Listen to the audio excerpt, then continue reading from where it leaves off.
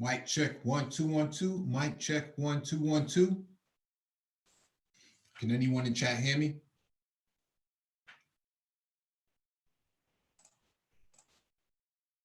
Just push 1.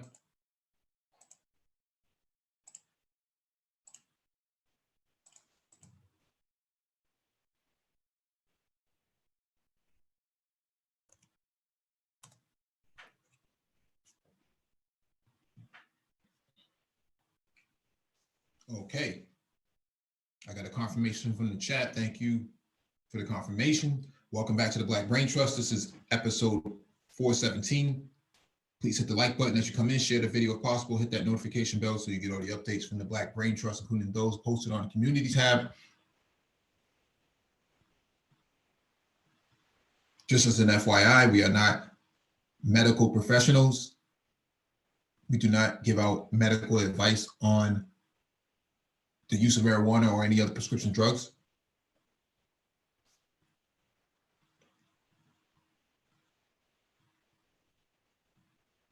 If you want to engage in the discussion and join the panel, there'll be a link in the chat for you to click on. When you click on the link, make sure you raise your hand so that one of us can acknowledge you to advance you to the panel.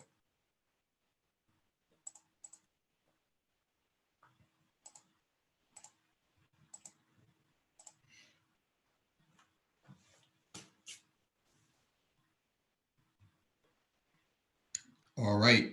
Let me see who's the first person to get on the panel. Hey, what's going on, Complex? Who did you think it was going to be? Well, sometimes the name doesn't show. Oh. It'll just say that there's a person waiting. So. Oh, okay. That's what's up. What it do? Oh, what up, man? Not much.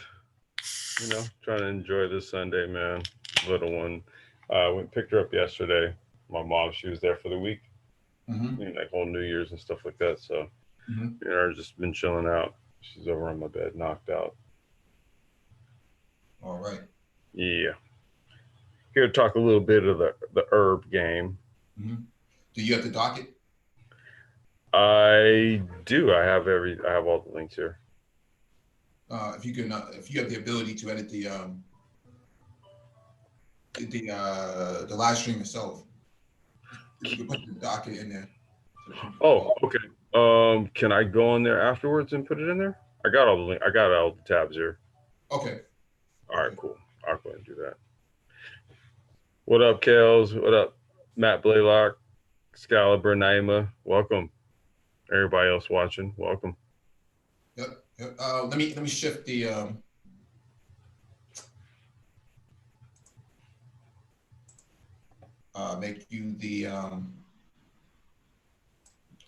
make you the host, and okay. then you can share your screen, and then you can take control over it. All right.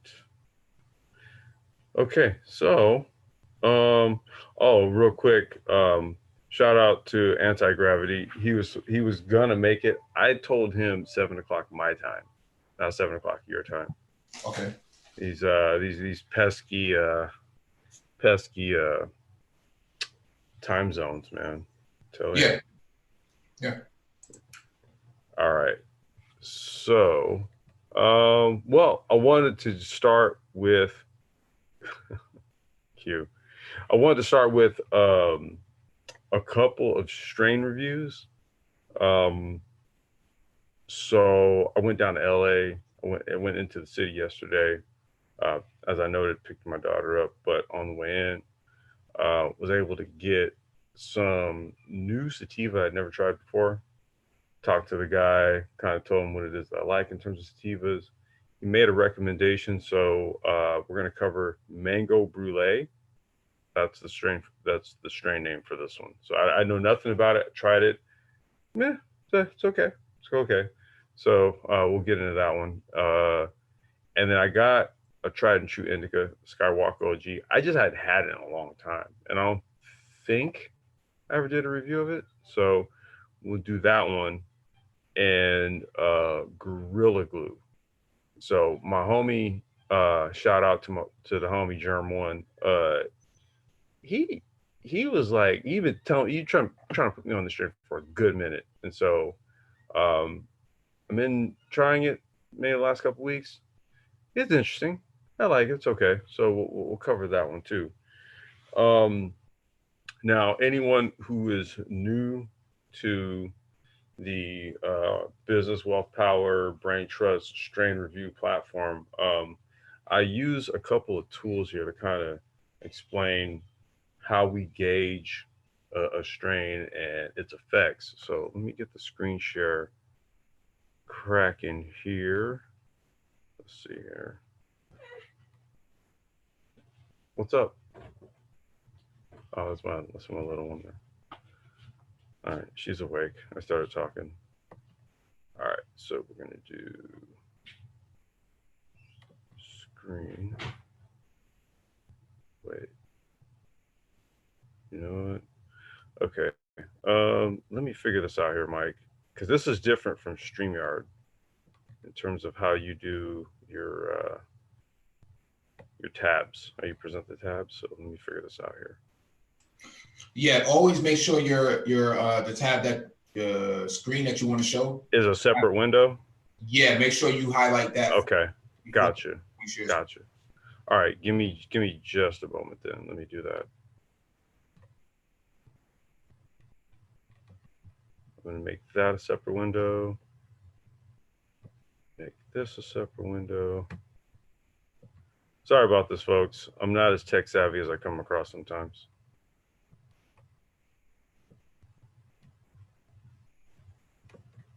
So let's go with you, Mike. I'm getting this together. I'm chilling, man. Just came back from grocery shopping and whatnot. Just chilling, man. Yeah, I'm actually gonna do some of that a little bit later. Yeah. Yeah, I'm gonna go do some. I'm gonna head over to Trader Joe's, man. Yeah, I'm not. I don't always get my stuff from Trader Joe's. I go there maybe once a month, but overall, I have no real choice other than to go to Whole Foods. So Whole Foods, yeah. whole paycheck, as they call it. Man, I put that on my credit card. I don't ever pull cash in Whole Foods. I just accept the pain and just put it on the credit card. You accept the pain. Yeah, because you get cashback rewards on your credit card anyway, so might as well use it. So right. No, true indeed. All right, so here we're gonna start with Skywalker OG. Do you have a screen you want to share? Okay. Yeah, you see it there? Yeah. All right. So we'll go ahead and read the script. I'll give you guys my take on it, and then we'll kind of cover it from a terpene standpoint and a chakra standpoint. So, as the name suggests, the potency of Skywalker OG forces you into a galaxy far, far away. Skywalker OG, also known as Skywalker OG Kush, is a potent cross between the hugely popular Skywalker and OG Kush strains. OG Kush, I've grown that one, and I've got pictures to prove it. The Skywalker OG buds have the distinct aroma characteristics of Kush strains, that spicy herbal and dipped in diesel fuel scent with a flavor profile to match. Make note of that. These buds have medium-sized, dense, round olive green nugs with burnt orange twisty hairs and rich orange undertones. These nugs appear dusted with a fine layer of milky white trichomes and sweet, sticky resin. Deeply physical and mentally relaxing effects of Skywalker OG come on after just a few tokes. Users describe the Skywalker OG high as one that's fast acting and heavily sedating, putting the body in an utterly relaxed state, accompanied with a head in the clouds euphoric high that fades into a deep, peaceful sleep upon the come down. Due to these potent indica effects, Skywalker OG is a go-to strain for people seeking relief from conditions such as chronic stress, pain due to injury or illness, cramping, and mild to moderate cases of depression. So, what is my take on this? So based on this, the Leafly, and I always use Leafly as kind of like a primer. This is fairly accurate. Now I don't know if it's because I've had stronger strains. It doesn't really affect me to the point where it's putting me to sleep, or where it's like put me on my acid indica. I don't really get that from this one. I actually get that from OG Kush, one of the variants of it. So I actually kind of get that effect from like OG Kush and a lot of purples. Not so much this one. This one was just more of like you feel it physically. It's almost like it lifts a weight off of you, so you feel a little lighter after you smoke this stuff.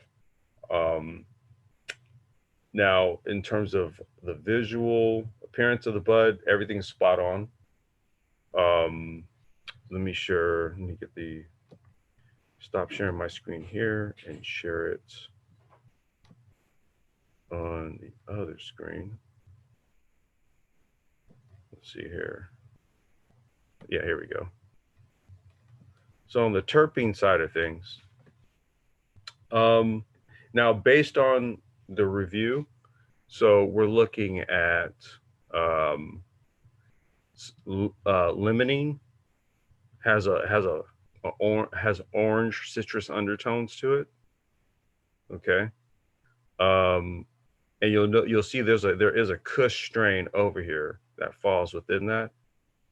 So that's the Kush profile right here, along with the spicy, right, uh, caryophyllene. Okay, and you'll see once again that you have Gorilla Glue, which is another strain we're going to review, um, and Sage and Sour. These are both indica and heavy indica influenced strains right here. What did So you just say? we're looking. You said bad word. Not the same. So sorry, that's Alameda. So we're talking about spicy and then citrusy. And then I would also throw in a little more woody, earthy, you know. So, and again, you see the. So I don't even know if Gorilla Glue is worth me reviewing. Oh shoot, hold on. My daughter came and sat in my lap, and then okay, there we go. So I'm not even sure if Gorilla Glue is going to be worth doing a review of, because Gorilla Glue and Skywalker are they're somewhat similar, honestly. I think Gorilla Glue is a little more sedative, though. It is a little more heavier on the indica side. But I would say humulene, limonene, and caryophyllene are going to be the three main terpenes that stand out in this strain here. And then on the chakra side of things, let's take a looky loo.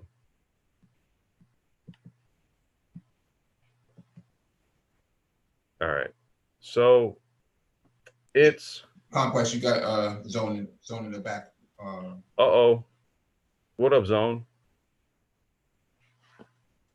You got to advance him. Oh, okay. Oh, that's right. I'm the okay. Wait, hold on a second. Let me stop sharing this so then I can come here and do this. See, Mike, I'm not hip, bro. You holding it down. All right, is he in there? Hey, Zone, you there? Oh, wait.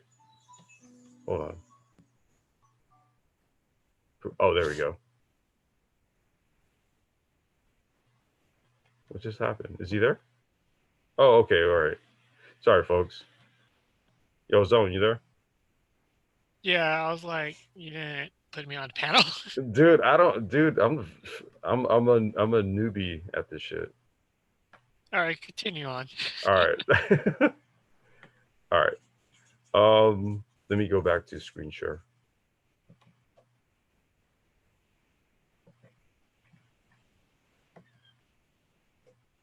Okay. All right. So this particular strain here, man, is really going to hit you more. It's more here in the heart and solar plexus region, right? I would say it also may give you a little bit of third eye or chakra, third eye chakra effects, but you're gonna mainly feel it here. It is very much a strain for your physical, and you're largely dealing with your solar plexus, your will and your power and your heart chakra in terms of your love and relationships. So um things that put you at ease will allow this area to I guess you can say feel the effects the most. You may get some sacral as well. It might be a good sex weed, I don't know, but largely it's going to be here and a little bit here too, because if you're light here, you're going to feel it here. Not so much throat chakra, because if you're more in a sedative mode, you're not really trying to be communicative. You're really just trying to more or less like just decompress. So um overall for Skywalker OG, I would say 7. It's a good. I would say Skywalker OG makes a good Reggie. What do you think, Zone? I don't know anything about this whole category things. Huh? um, I don't really know the chart that you're talking about. No, no, no. I'm just saying. What do you like? Have you tried Skywalker OG? Like, what do you think about it? I'm giving it like a 7.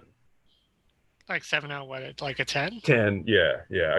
Try to keep it simple in terms of ratings. Uh, Depending, I say about 6.5. Really? Yeah, what do you like? What's kind of? Well, I'm just saying. I'm trying to put it in the category like a good Reggie. Well, Yeah. I mean, I will recommend it to people. Yeah. Mm-hmm. I Um, mean, it's not like overpowering though, right? Like let's say like first time smoker, like you're new to Cali, and you know, well, you're. you give them some Skywalker or like what? I want to get on Skywalker. I was gonna like some cheese or Okay, something like that. Something a lot lower. lower. Okay, Yeah. so Skywalker. So, but you say 6.5? Yeah, because cheese would be like something for the first try, and Right. then like Skywalker would be like your daily stuff, and then like if you want to get high, Okay. uh, Okay. Granddaddy Purple or something like that. Yeah. Purple isn't like your everyday. Yeah. Right. Okay. All right. Let's see if there's any feedback here in the chat before we move on to mango brulee. Hold on a second here. Yeah, I got too many damn tabs up. Hold on. All right, let's see here.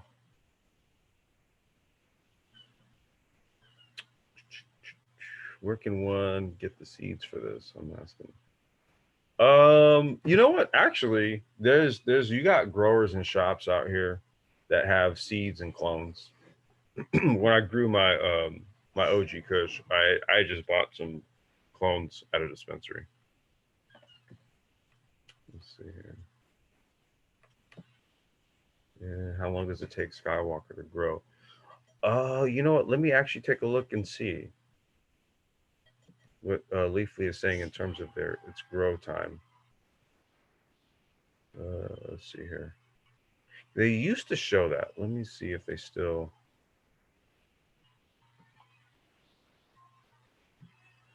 Zone. It's an OG.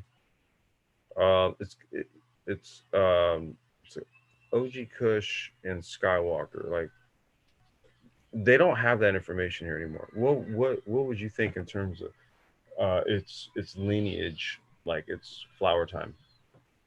I'll say about maybe 7 weeks. 7 8 weeks, Well, early 7 weeks. 7 weeks. Yeah. LaShawn is saying 60 to 90 days. Yeah, that would be right in. Yeah, 7 weeks. Okay. No, it's around there. Yeah, it's around there. Okay. All right. We are going to move on to. Oh wait, I gotta do the screen share. Mango brulee. Have you heard of this one?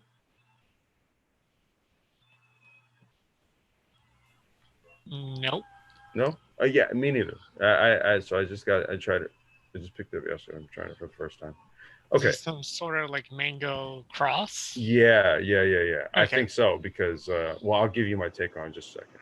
All right, mango brulee, or perhaps more accurately, mango brulee, would appear to be a Monterey, California bred, decently potent, mood elevating, active and creative, and controversial.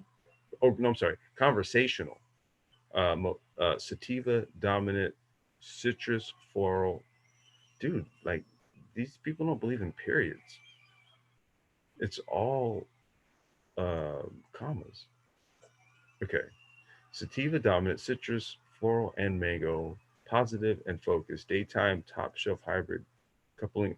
That was perhaps the longest run on sentence I've ever read. Okay, sorry, I'm being a grammar Nazi here. All right, so let's try to pick this apart here. Because that was real a lot in one long sentence. Now it says THC levels set to test as high as 18.18%.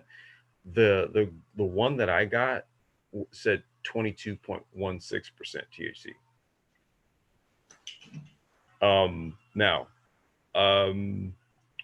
my impressions on it.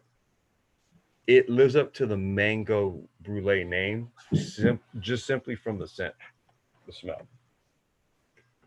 It's like if you take like a nice sized nug of this stuff and grind it up, and then you just smell it.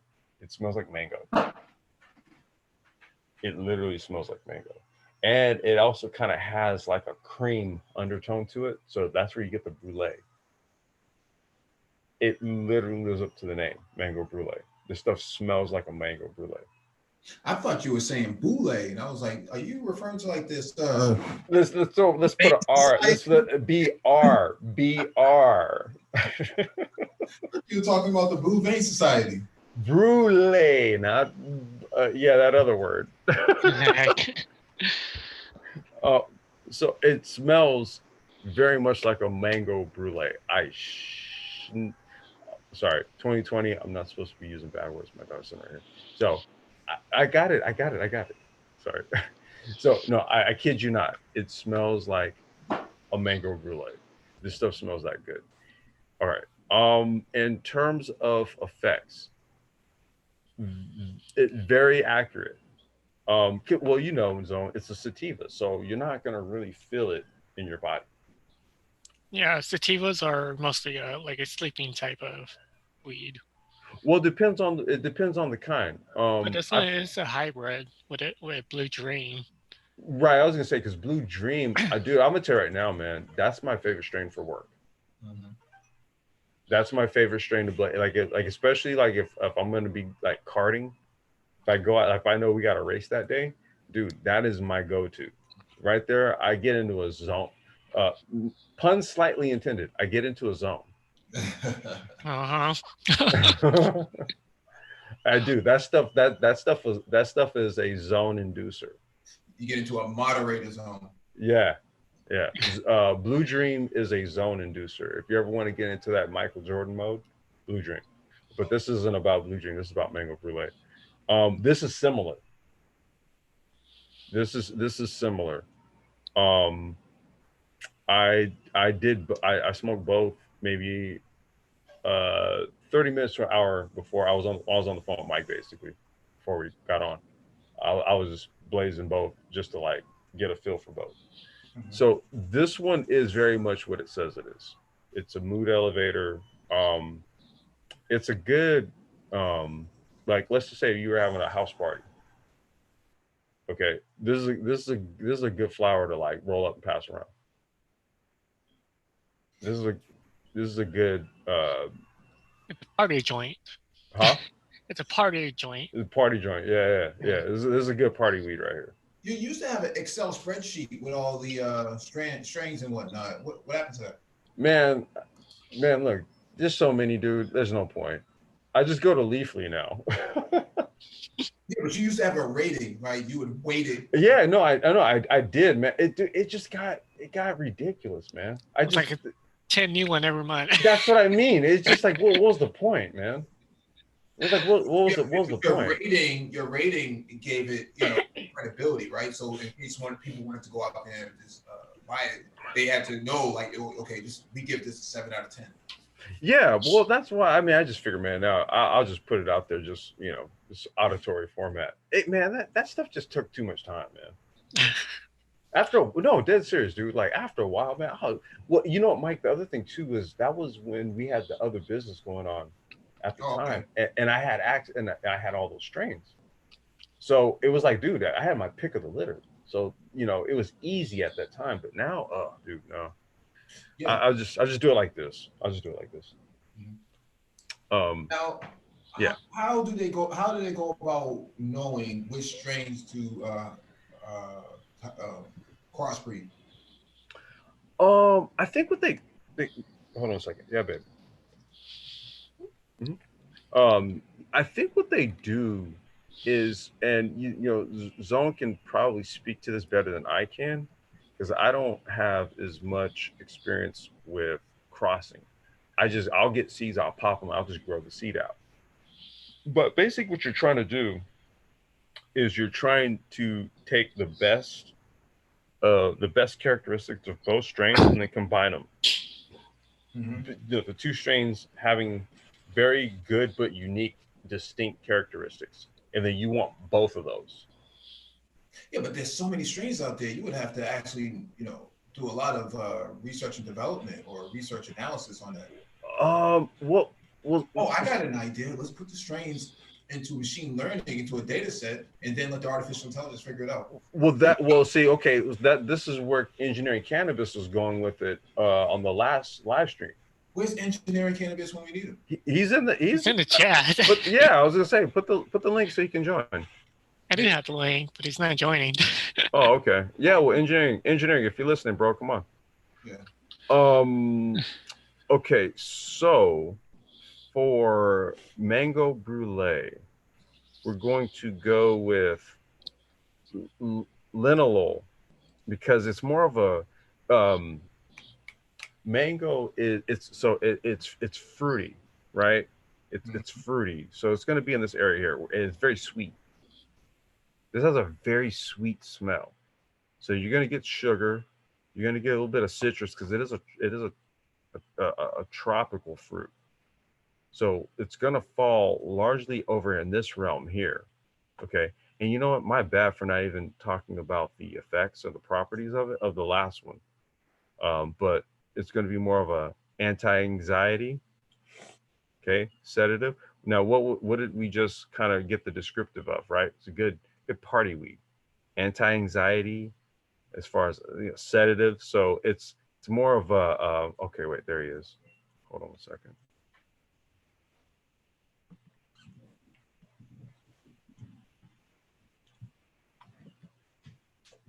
Let me just bring him on. Okay. And let me go back.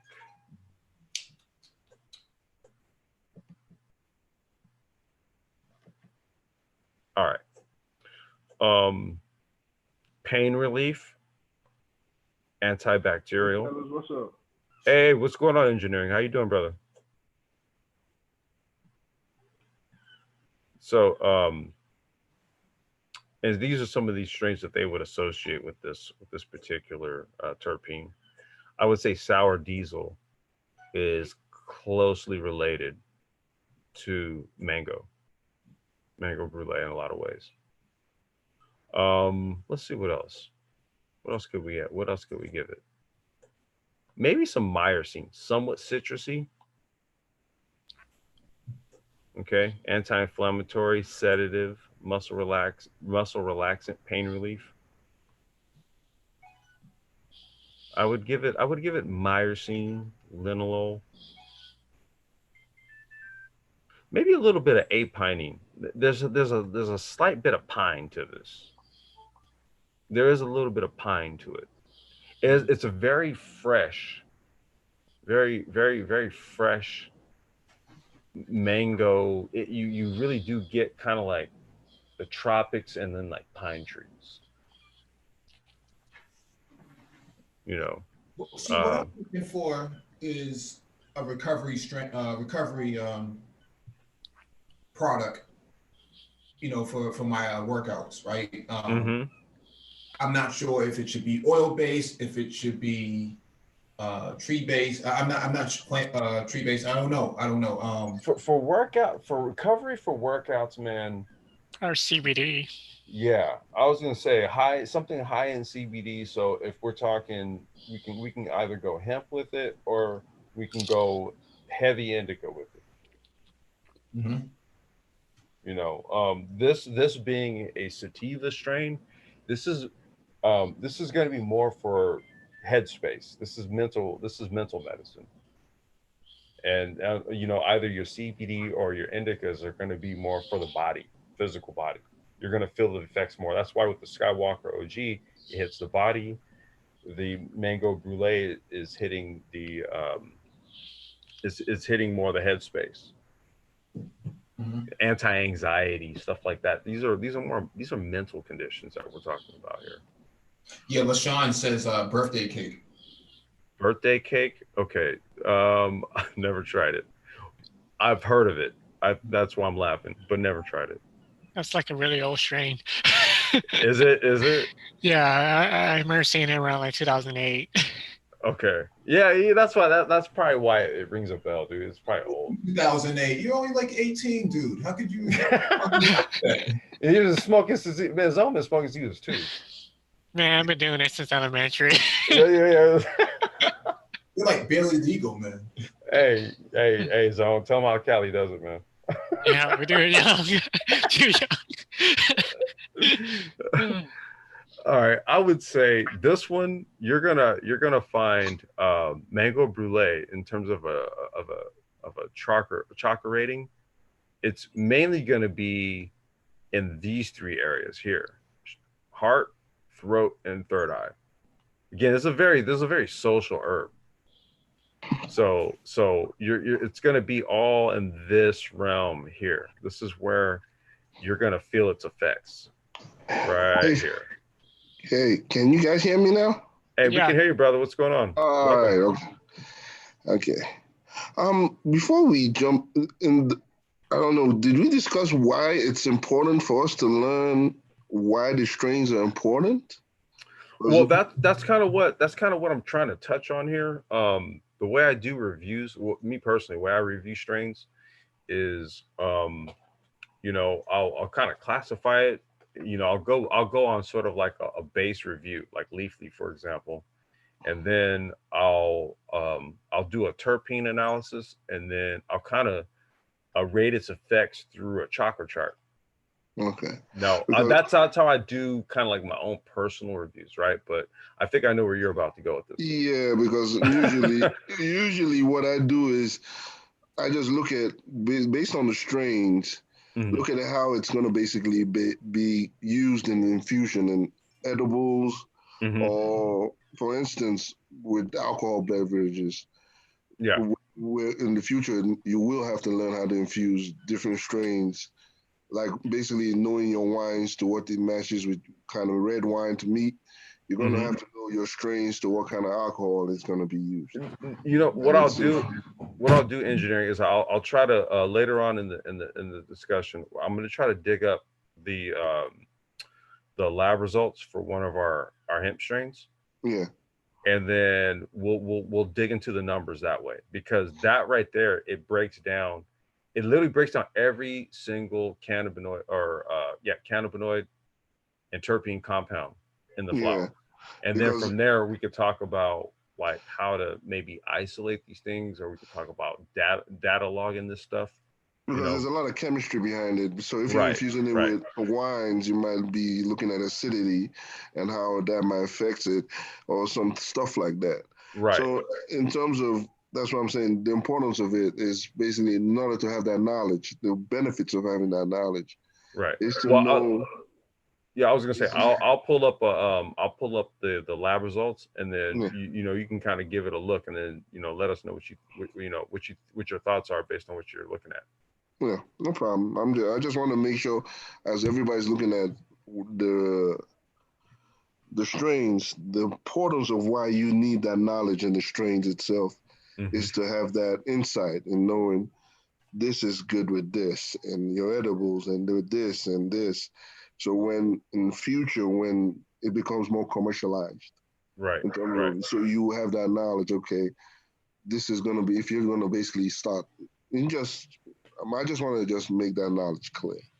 Oh yeah, no. We'll dig into that. We'll dig into that more because you know, part of this whole industrialization of this stuff has to do with the fact that you have companies now that are looking to actually patent compounds, right? Yeah, So this is a very important key point to all of this. yeah, Why now horticulture, the importance of horticulture, developing our own proprietary strains from an industrial standpoint, stuff like that yeah. becomes a very important key component into the industrialization aspects of this.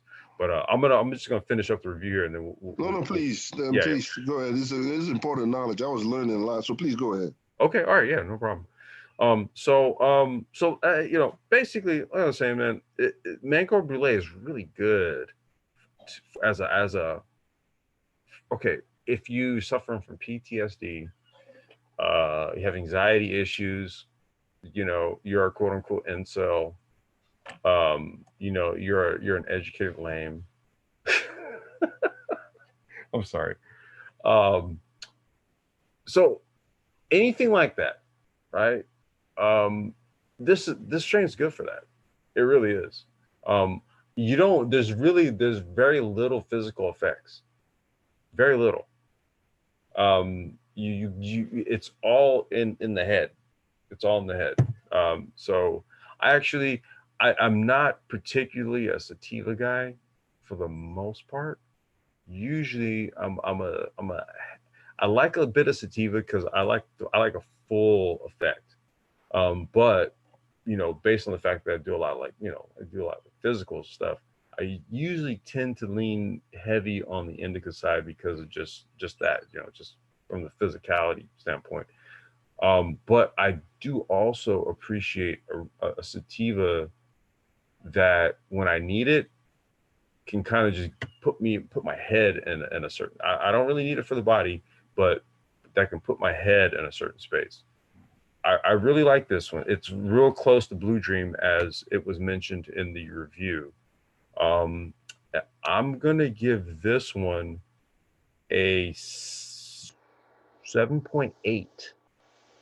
7.8. Yeah, I'm gonna go 7.8 on this one. It's not Blue Dream. Like I said, you want to get into a zone. Again, pun slightly intended. Then mess with some Blue Dream. Blue Dream is good for getting work done. This is close to that. This is very close to that. Blue Dream, I'd give like an 8.5. This I'm giving like a 7.8. Or I'll bump this up. I'll give it an 8. We're gonna go 8.5 on Blue Dream, 8 on Mango Brulee. Yep.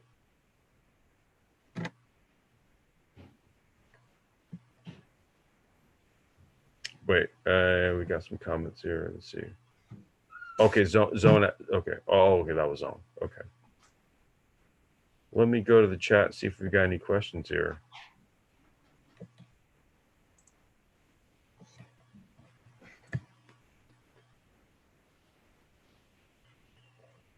Let's see. Anybody on the panel got any questions? Yeah, actually, there's a question for engineering cannabis. Do you have any data? I think on CBD retail. Basically, it was asking about info about CBD. Yeah. Well, currently what's going on in the CBD industry is wow. There's a lot. First things first. Wait, say that again. Can you put some volume on your mic? Oh, hold on. Can you hear me now? Yeah, we can hear you. Okay. First things first, the CBD market, one of the biggest things that came out of the CBD market is the FDA ruling. The FDA basically first sanctioned 10 companies for basically false advertising. They were basically saying, basically making false advertising on what CBD can do. Secondly, FDA came out again saying that they can't basically back what CBD is because they don't have enough data to back it. So, with that said, there's a lot of angst in basically in dealing with the CBD. So basically, if you're dealing with CBD, your goal is not to basically tell them it's curing what's not curing. Because right now I've seen a lot of stupid stuff going on in the CBD market. There are a lot of CBD products coming out claiming to cure depression, cure a lot of stuff that there isn't any data to back it. So, for instance, right now, the FDA has an 11-point system to approve a drug. Yeah, opioid addiction as well.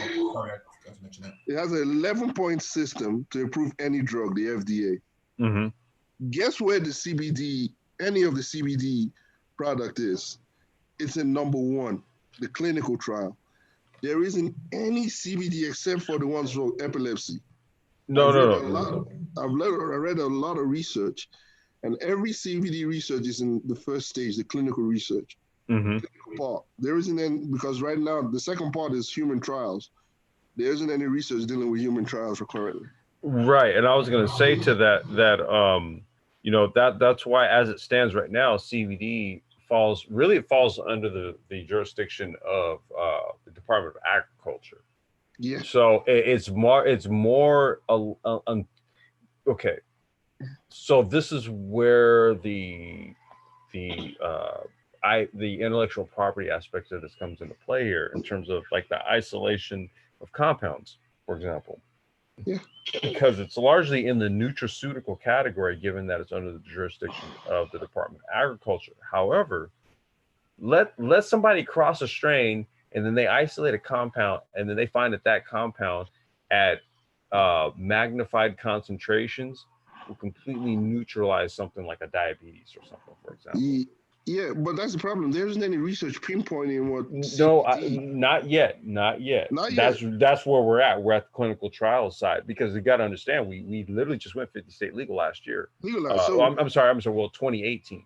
Yeah. Right now, what people are selling is called full spectrum. Mm-hmm. And when everybody's advertising full spectrum, do you think full spectrum is good quality? But what full spectrum means is, that's why it's important that you have your lab results that tell you what you're ingesting. You're absolutely right. You don't look. There's a grocery store about 1.5 miles away from you. There is a small there. Well, it's an actual floor display that's full of CBD products, right? Has milligram counts on every single, salve, cream, all that stuff, right? But just because there's a milligram count on the CBD contents, what's the compound composition of the CBD that's in it? That's the problem. Right. Because full spectrum means remember, the cannabis plant has 115 compounds. Mm-hmm. That's CBD, CGN, THCV, 115. So when they say full spectrum, CBD might be a 0.3 or 0.4% of that whole compound. So they're 115. So basically you're ingesting maybe 115, but you don't know whether it's CBD that's basically helping with your body, or CGN, so that's the problem. The FDA, there isn't any research or data to show exactly what CBD or anything can basically do. Right. So the CBD industry currently there's a lot of marketing, and it's bad marketing, and there isn't enough research to back it. So what I tell everybody who's doing CBD, be careful what you do, what you say, and what you label on your product. Right. Be very careful. Right. I prefer to get it directly from the farm, right? So I know exactly what I got. So it's you're playing with basically fire. If you're just gonna go in and say, hey, this CBD is set basically cure depression, and there isn't any scientific research to show that. You're playing with fire. Well, you have to have a breakdown. Again, we'll go over the lab results here. I'll dig it up. It's somewhere. I'll find it, and then we'll go over it, because again, when you have lab results and you have a terpene breakdown, you basically have data on the type of effects that this flower will give its user. Okay, so when you have that, then you can see what type of application this is going to serve, just literally based on the compound profile, because we have data that says, okay, the compounds in this range, affect this part of the body via the endocannabinoid system. Compounds in this range affect this part of the body via the endocannabinoid system. Okay, we have all that data. What we don't have is data on the various amounts of flower and strains. That's what you don't have. And also with the data with dealing with the endocannabinoid system with the CB1 and CB2 receptors, Mhm. and we know basically THC affects more of the central nervous system, and Right. the CBD affects basically the white blood cells and all that. Mhm. So with that, but there isn't any proven research to say this actually THC at this concentration or at this amount. That's where we're at the precipice of a whole new industry. That's how new all Yes, this. You got it. You got it, that, man. You got it, brother. You got it. and that's where the problem comes in. People are now doing some stupid stuff around CBD currently. I'm Mhm. seeing on YouTube. I saw someone saying CBD can help with fertility and pregnancy. I said, "Are you Dude. serious?" That's completely unproven. Like I I said, "Are never. you serious? That's the first time I've actually ever heard that as a. Do you want to go? Do you want to go to jail? You don't. There isn't any scientific research backing this. So there is. So what I'm saying to anybody who's going in the CBD industry, educate yourself. Mhm. No. Educate yourself about everything dealing with receptors. Educate yourself on the research, ongoing research. There's research going on cancer, pancreatic cancer, but it's in the clinical side. Right. And the clinical side is a controlled test where they take cancerous cells and CBD, and it's on a controlled environment. But it's not in human trials yet. So you Yeah. cannot make any assumptions on that. Right. So You can I'm only telling do it. people, You can only do it. You can only do it from a nutraceutical standpoint. That's why you have to be very careful about what you say. very careful. So everybody is trying to say CBD industry is going to blow up, but nobody's doing the research on this. Nobody's talking about the effects on it. Nobody's talking about the FDA. Everybody's just talking about the monetary side, and that's Well, risky.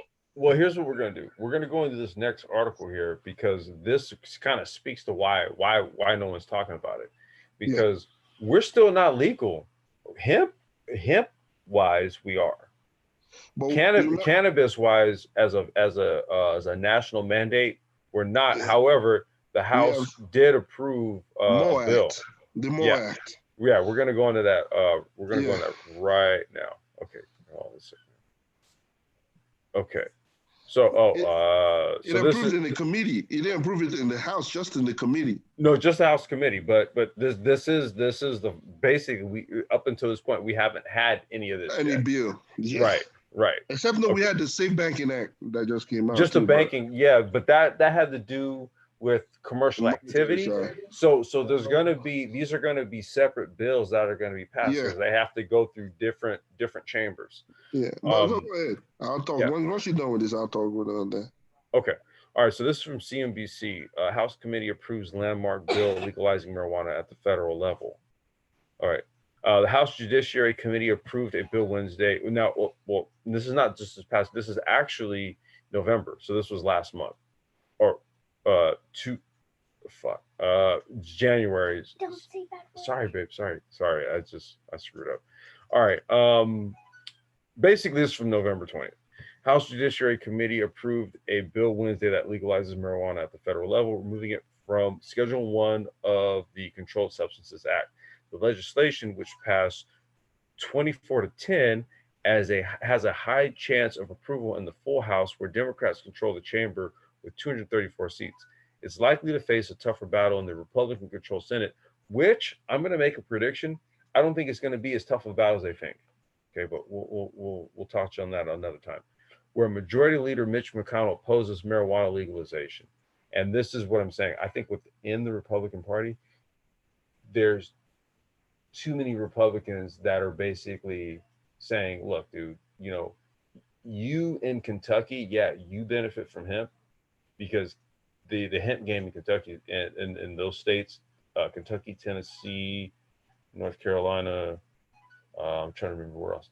So the hemp game, yeah, hemp game's real strong there for for those that don't know. See, so there's certain people that really want to freeze marijuana out, but make this a predominantly hemp game here in the States. And I'm sorry, that's just not going to happen at the end of the day. Moving right along.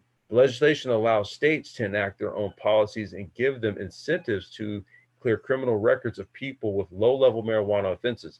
We're going to cover that in the very next article.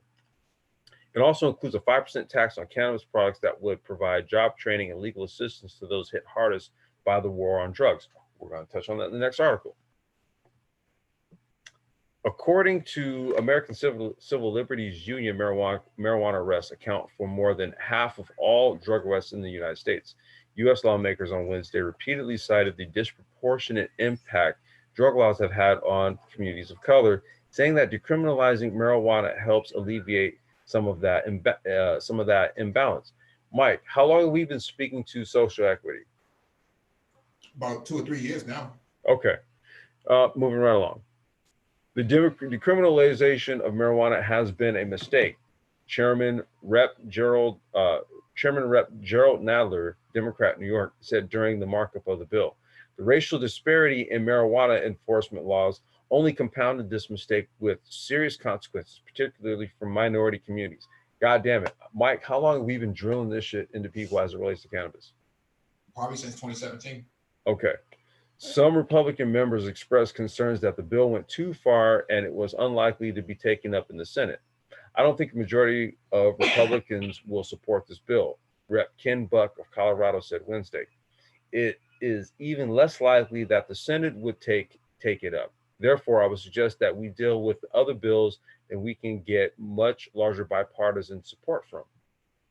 And again, I don't think that there's that much opposition in the Republican Party as some of these people are suggesting. But in the Senate, there is. We would have to analyze what Republicans have a Senate seat that would be voting on this and what states they represent. If you look at the voting records, because that's what I did, I looked at using data analytics for their voting records, especially voting on decriminalization or any kind of narcotics, or even if you look at the voting records and you do a machine learning algorithm, you can see that most likely it's not going to pass based on those records. And on the voting records? On the voting records of each Republican in that seat currently occupying the Senate seat. If you run okay. I'm not gonna say that I'm not gonna say that that's wrong. I'm not gonna say that that's wrong. But but that's the thing. There are a lot of variables you have to take into consideration. Exactly. I just took the voting records as a variable. That's it. But the other variables, environmental impacts that might affect the political arena that might affect it. But right now, I just use basically the voting records of each Republican in the Senate, and basically matched it with how likely it's going to happen.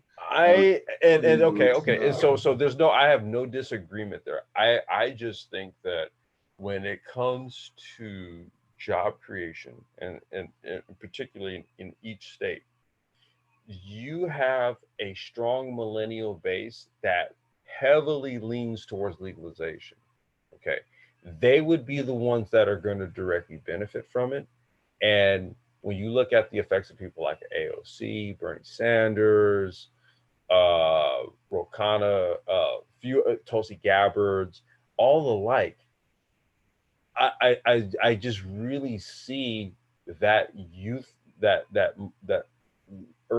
young Gen, like myself, the younger end of the Gen Z spectrum, millennial vote, and even the Z's, because the Z's are now coming into a position where they have a voting voice, and Uh, you've gotta go against them.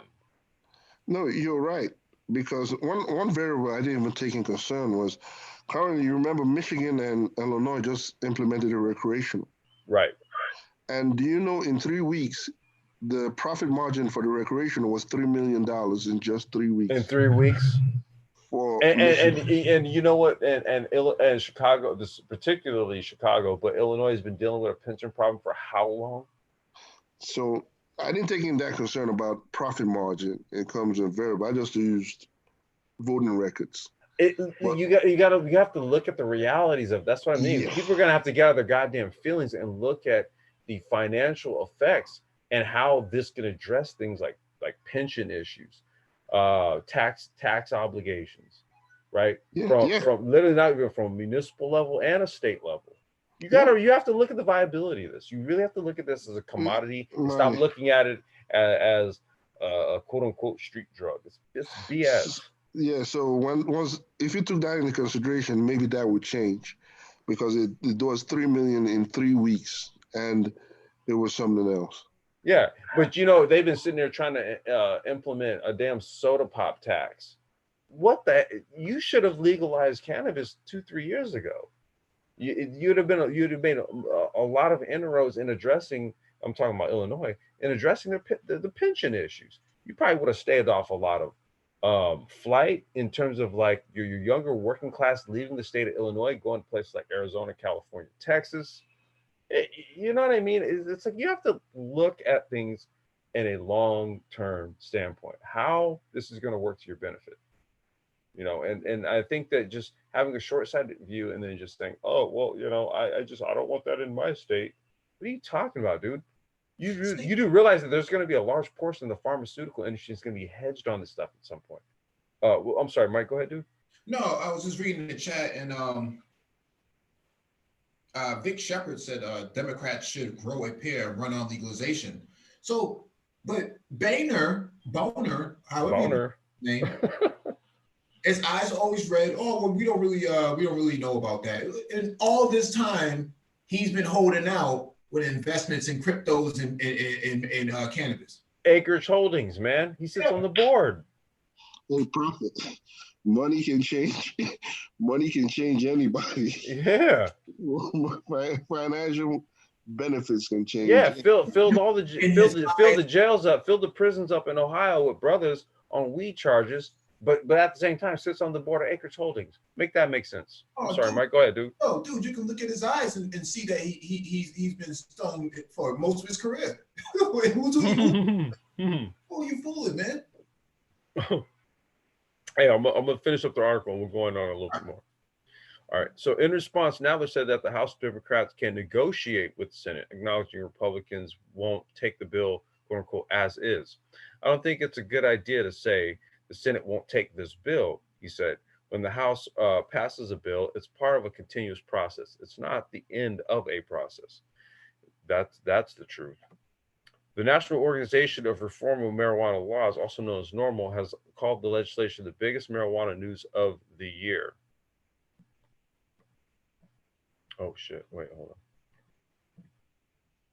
The majority of Americans support the legalization of marijuana. Okay, there's that piece. Number one, you have the majority of Americans that support it. Number two, you have the majority of states that already have a legalization measure on the books. The scales have already been tipped. How long do we want to hold out before we just become a side player in the global market? We are a side player. No.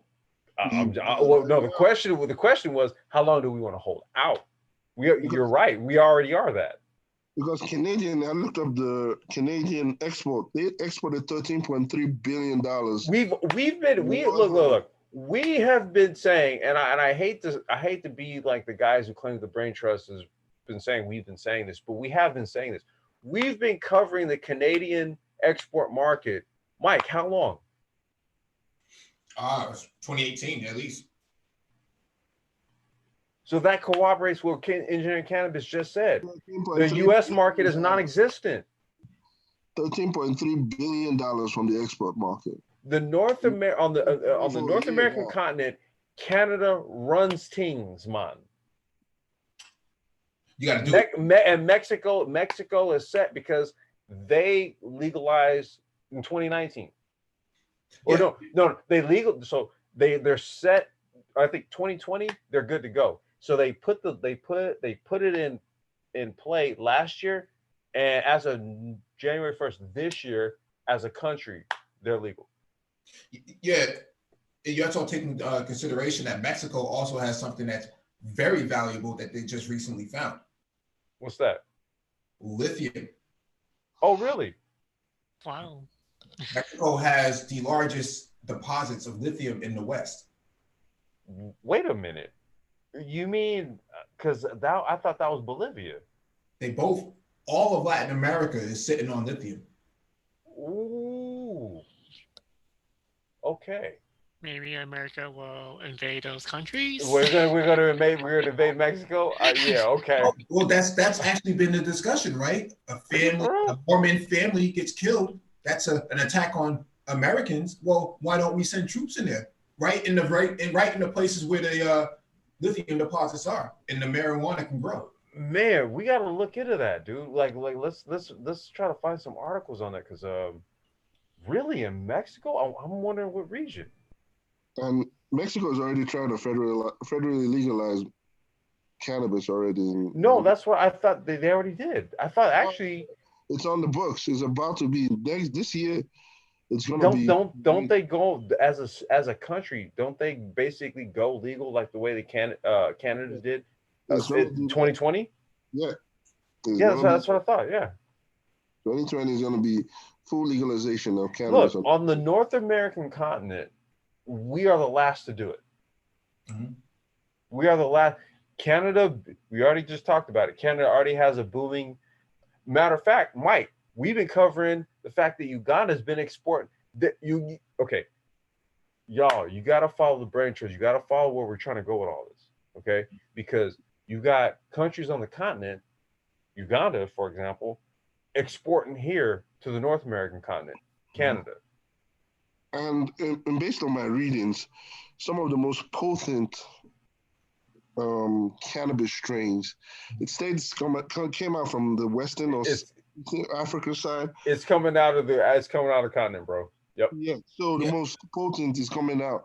So what I always tell people is if you can basically situate yourself where you are the major exporter and importer of that, and you're basically the major person that everybody comes to when you want to import a very, very potent strain from the continent. Mm-hmm. That's basically the most profitable thing you can basically situate yourself in. But look, in order for us to have that, we have to have a national legalized mandate, right? That's going to accommodate global business. We have to get serious as a country. Because right about now, Canada's wiping our ass. Yeah. Well, once the United States gets federally legal, it becomes like a domino effect. Then it starts going through the continent little by little, and then because at that point it's a major market, so now it's going to basically become a domino effect. But the only problem in this scenario is that the United States, we are the last of the party. Everybody else is they're already suited and booted, and they're at the gala. Yep, we will be the last, but yeah. But the United States market will be very, very profitable, though. It will, because there's a lot of economic power, but at the same time, you have these religious zealots who says, "Well, in the Bible it says this. You shouldn't really be doing that." The devil's lettuce.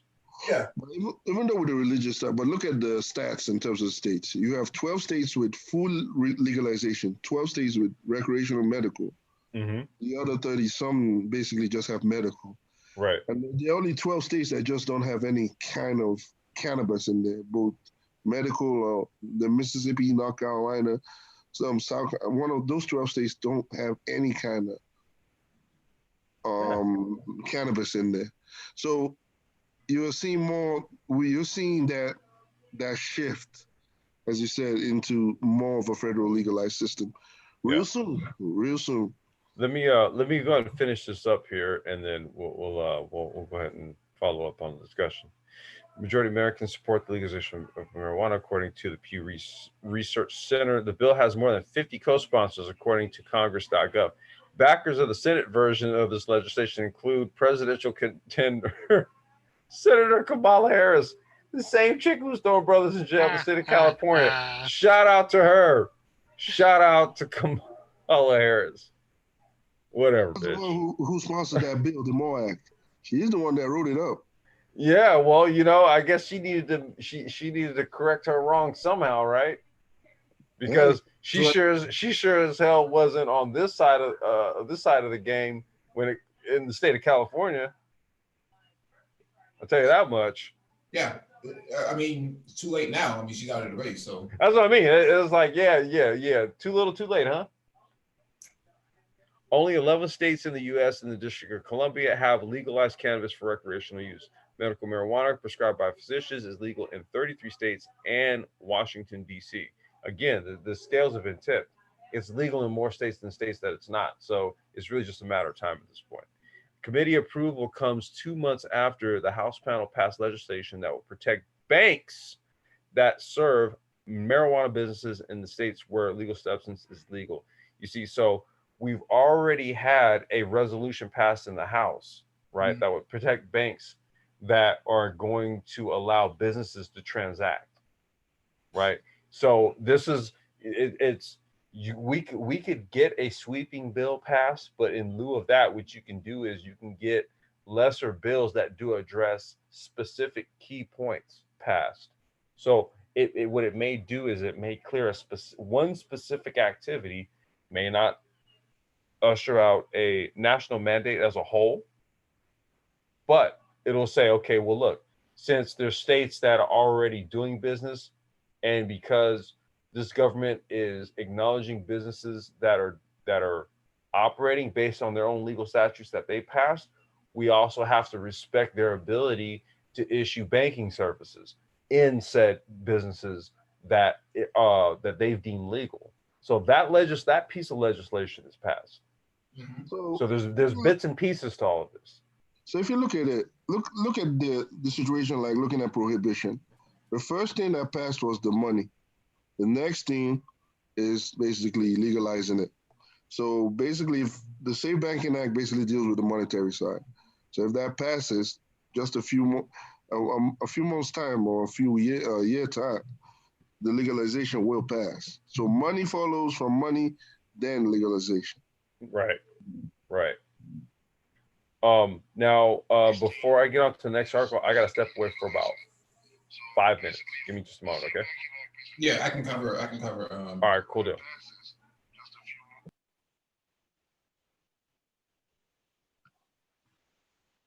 Yeah, let me give a shout out to people in the chat.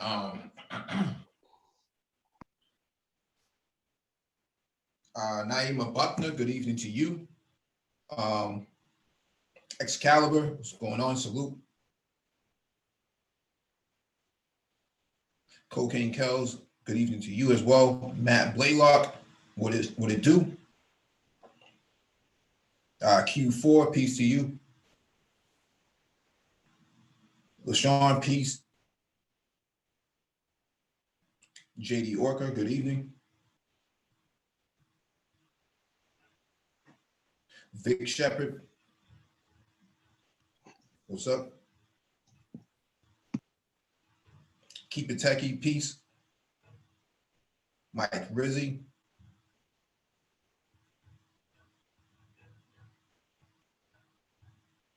What else we got in here?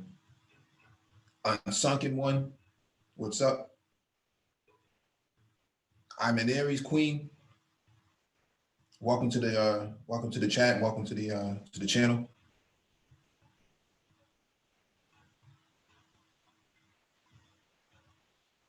And Sonic Strange, welcome to the channel as well. And Mike. Yes, sir. In terms of blockchain, yes, sir. Especially with the blockchain, since I've been looking into the application, there are numerous applications, especially in the cannabis industry. From cultivation, for instance, the cultivation, and we talked of strains. growing strains, you have to, in order to grow strains, different strains, you have to basically use different variables to grow those strains. So basically pH, temperature, even if you're growing hydroponically, Mm-hmm. the nutrient mix. So all this basically contributes into growing different strains.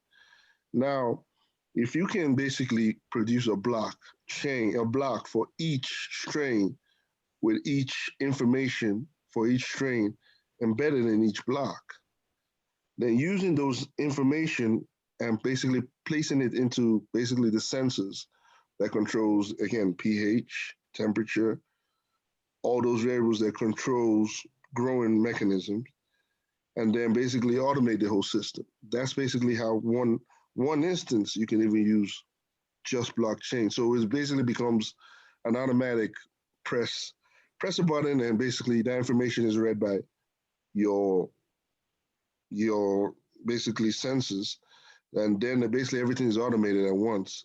So there is basically, that's just one application of blockchain in the cultivation of cannabis itself. And Yes, it's an application to the blockchain, not an actual blockchain itself, right? So the blockchain already exists. It's a matter of you writing an application. writing it out, then taking that information and basically automating the system. And even right now, for instance, one of the biggest aspects I think that the application of blockchain will be used is in regulations, quality regulation. Yeah. Because we have a problem, especially with the vape problem, where they had problems with contamination. Mm-hmm.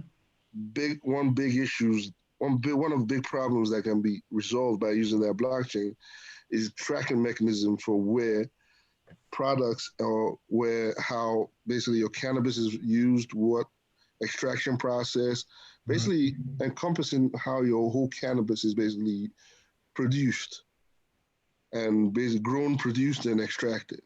With that, you can have a way you can trace if there's any problem, you can trace exactly where that problem is and pinpoint where. Yeah, and you would share something like that with the FDA, the Health FDA, Commission. and that's the thing. It's not implemented right now. I'm looking into it, but if you can do that, that basically resolves problems with dealing with contamination, especially in the cannabis space. Right. Whoever comes up with that first, man, because it's all about regulation. We have to build the application around regulatory standards. Well, So regulatory standards, the FDA, the Public Health Commission, the National Institute of Health, NIH, so on and so forth. They would have to be included in that. And so you would have to be, whoever can drive that process will be the one to write the standard. That is basically and the thing about that is that we're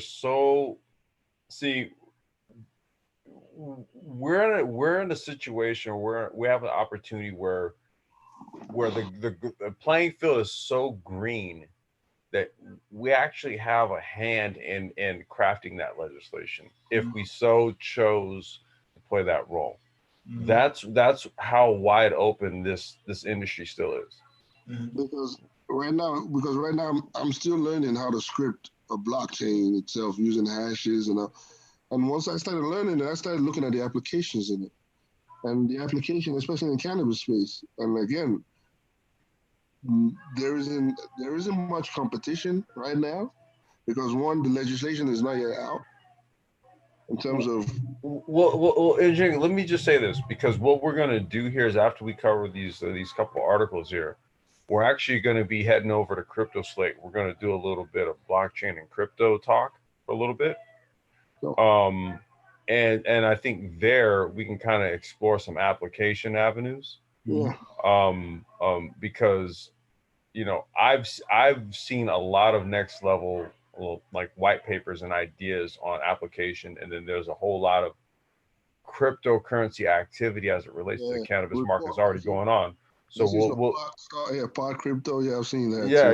So we're gonna dig into that. I want to cover this article real quick because this is going to deal with the social justice, social equity aspect of what we've been talking about here. So I wanted to just kind of cover this as a prime example because we did mention this over the course of the last couple of days as it related to social equity, reparations, UBI, and all that whole talk. So This article is going to speak directly to that. This is from Fox News, your favorite news source. Illinois governor pardons more than 11,000 marijuana convictions to ring in 2020. Illinois Governor J.B. Pritzker granted tens of thousands of pardons for people convicted of low-level marijuana-related offenses on Tuesday. The land of Lincoln is set to welcome a new marijuana legalization law on January 1st, becoming the 11th state to legalize pot for those 21 years of age and older.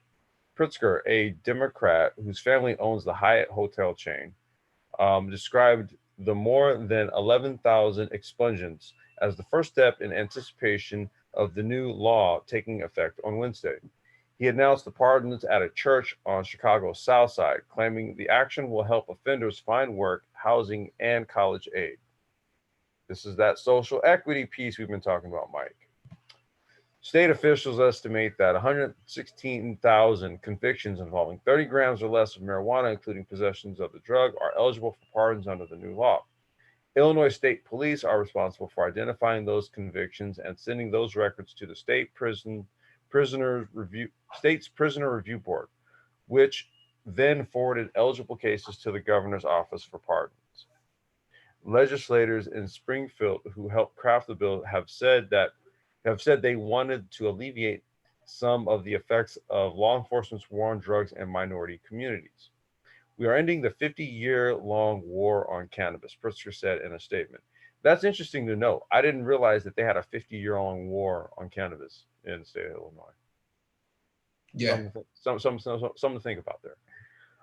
We are restoring rights to many tens of thousands of Illinoisans. I didn't realize they were called Illinoisans. I think they just made that up in the article. Is that? I mean, it's probably similar to like Philadelphians in Philadelphia. Philadelphians. Yeah. Oh shit. Okay. We are bringing regulation and safety to a previously unsafe and illegal market, and we are creating a new industry that puts equity at its very core. There it is. Oh boy. Okay. Mike, never mind, dude. We'll save that for a private conversation. Other states that have begun permitting marijuana sale and use created procedures for people to expunge minor drug offenses, but Illinois officials wanted the process to be almost automatic for people with nonviolent marijuana arrests or convictions on their record. We know that, whoa, wait a minute, hold on. Let me make sure I got this right. We know, I'm doing my thought clap. We know that Black Illinois residents are far more likely to be arrested and convicted for marijuana possession than whites. Ding, ding, ding. Said Ben Ruddle, Criminal Justice Policy Director for the American Civil Liberties Union of Illinois. Mm-hmm. This is a good step forward as we begin the legal sales of marijuana. Oh my God, dude. Does anybody seriously want to argue against what it is that we've been saying this whole time? I'm just saying. Pritzker's office said 92 of the state's 102 counties are represented among the pardons announced Tuesday. Earlier this month, Pritzker, who unseated moderate Republican Governor Bruce Rauner in 2018, defended the new law in remarks reported by the Chicago Tribune. Mm-hmm. Our goal is not to immediately deliver as much access to recreational cannabis as possible, as quickly as possible, he said during the ceremony in which he signed a document that adjusted parts of the bill originally passed in June. We want Black and brown people. We want people who've been left out and left behind to have a real opportunity to not only benefit from this new industry, but to create new millionaires in the Black community. God damn it. Hold on. Sorry, babe. I'm sorry. You should clap every time you swear. All right, hold on. We want Black and brown people, we want people who have been left out and left behind to have a real opportunity to not only benefit from this new industry, but to create new millionaires in the Black community, in the Latino community, all across the state. He said, heralding his hope that the new law will diversify the legal cannabis industry. Mike V, I want your thoughts on this one, man.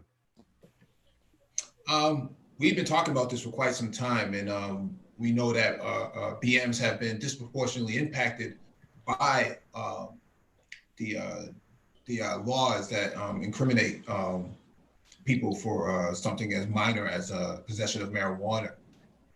We saw Meek Mills as an example, who was arrested for having just a joint, something barely of a joint, and tarnished his record. So what we've been talking about on here is taking advantage and getting involved in the legalization of cannabis through social equity. I attended an event in 2018 that gone over the stats and the process, and putting those who have been disproportionately impacted, which is the BMs, at the forefront of the discussion, and very few BMs are actually partaking in it. And so the ability to opening up businesses and whatnot in your area, those things are instrumental. And so there's different ways. There's all types of roles that's going to come out of this: delivery, protection, growth, research and development. We talked about using shipping containers as a portable farm. We talked about please refer to the guerrilla farming live stream we did. Yep.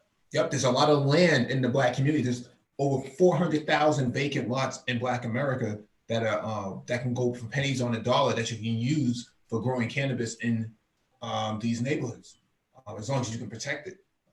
And even in we shouldn't forget the infusion market, market, because that's going to be a huge market. If you can infuse, especially if you infuse with goods and products, maybe jelly or just infused products, is going to be a huge player in the cannabis industry. Zone, what's your take on what? Well, just in what we're talking about, just in general, as far as like, so for example, your position on the expungement of like nonviolent pot charges. I think that's a good idea, because a lot of those things are very minor, so just let them go. But right. I think this is just a political move. If he is running for office, he has 11,000 voters voting for him now. Well, no. That was Pritzker unseated Ronner in 2018. Okay, so yeah, that he signed this in. He signed it in last year, and then it took effect. And then what he did was, the bill that he signed, basically, the first wave basically was 11,000 expungements. So I think something like this will probably build the community better and probably bring more jobs. Since Illinois is not very, I guess they only got Boise, Illinois, am I correct? That's like a major city. And there's really nothing there. And I guess this is a great way to increase the economic growth in that state, instead of just leaving it as a farming town. Well, the other thing about Illinois too is that right now they're dealing with a lot of, I think they're like the state that leads in population flight, and largely it's from their young working class millennials, basically. Yeah. So I think this is also a good move to retain that segment of the working population, because if you got millennials leaving your state, who's your workforce? Pretty much the older generations. Immigrants. Okay, well, yeah, there you go. Yeah, Q4 has a question in the chat. He says, "Would you guys share the link?" Oh, actually, let me go to the other question. How much land do you need to start a profitable hemp farm? 10 acres, 20 acres, 30 acres? It depends on the law. Yeah. You want to start there. Yeah. You got to look at the law in the states.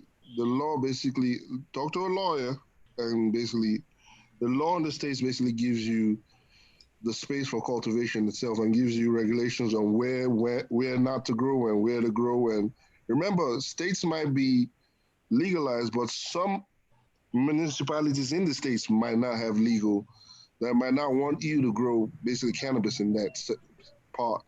So you have to basically know the laws around that and basically talk to a lawyer. Then you know what exactly you need to do. Yeah, I was gonna say, yeah, that's very good information, engineering.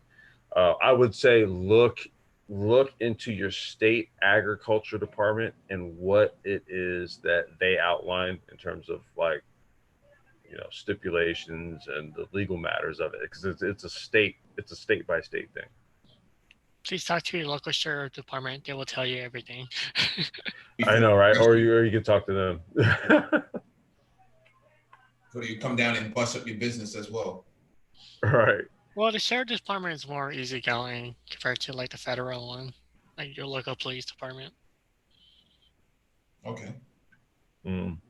But yeah, using these shipping containers, there's a lot of free space under these overpasses on these freeways and expressways and whatnot. I know, especially out there in California, a lot of long roadways, a lot of empty, vacant area under these expressways. Put your container up on there, and that stuff goes for pennies on a dollar. I don't even think they even charge for that now because it's so cheap. The land is so plentiful under these overpasses. So there's nothing really for them to dig up, right? They wouldn't actually plant pipes and stuff like that, gas and water underneath some of these bridges because they would have. Well, I think, man, we got too many homeless living down there right about now. Well, no, they just have to be removed. But at the same time, it's for a general purpose, right? They have now you have justification as to why you need to actually put these things up under there and move those people out of there. Because it's only a matter of time before there's like another tremor, like 4 to 5 magnitude, that actually forces them to leave anyways. Man, you saw the quakes that on 4th of July. I caught the video of one of them with the water splashing all out of the pool and stuff on my channel. I caught it like right in the middle of it. I was like, "Yep, here we go, earthquake." Were you on scooter? Were you on your bird scooter or something like that? Man, I was in the backyard, dude. I was just chilling. But hey, Mike, did you have some articles you want to cover? Or did you want to go into the crypto stuff? Oh no, it was just a thing that we found yesterday in the marijuana stocks. Oh, okay. Wait. Hold on. Do you have the link? You want to put it in the back and then, or do you want to? Can you share it, or how are you going to do it? Let me put the links in there. Okay.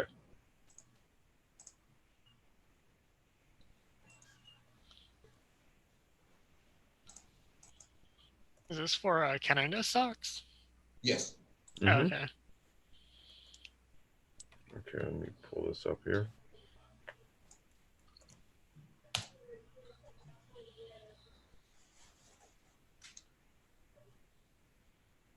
All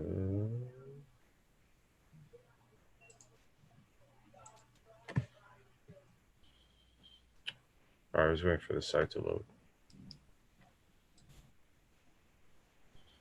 And you on that dial-up or something? Hmm? Are you on dial-up or something? I'm on what was that? Not dial-up, T1. No, T1's too fast. What a T1 connection. All right, hold on. Let me share this. Mm-hmm.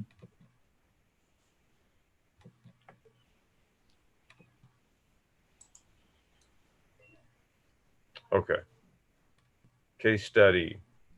Sharing the experience as a nurse working in a cannabis dispensary.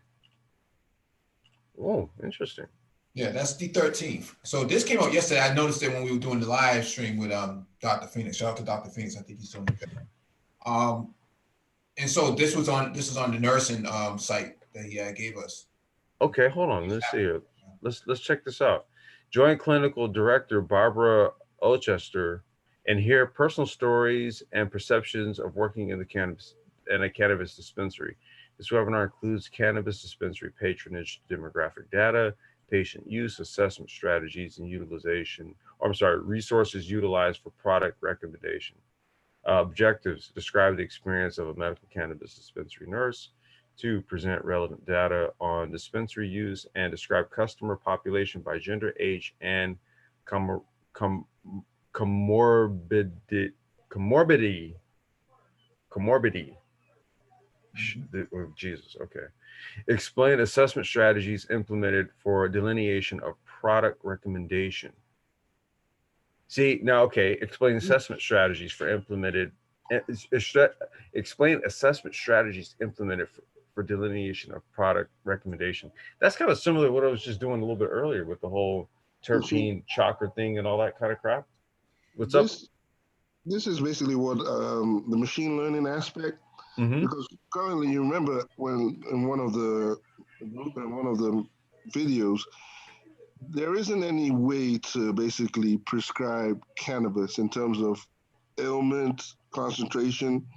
There isn't any description or strain, like this strain works with this ailment, or this strain works with this ailment at this concentration. There isn't any prescription mechanism for that.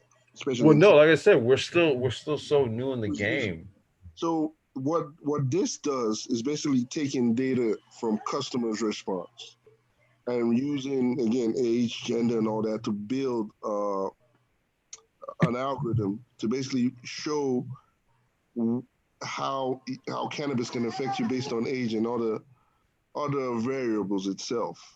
Well, let's see here. So these are some of the looking down here, related webinars, right? So if we're looking at medical marijuana, current legislation, scientific literature review, and implications for nurses.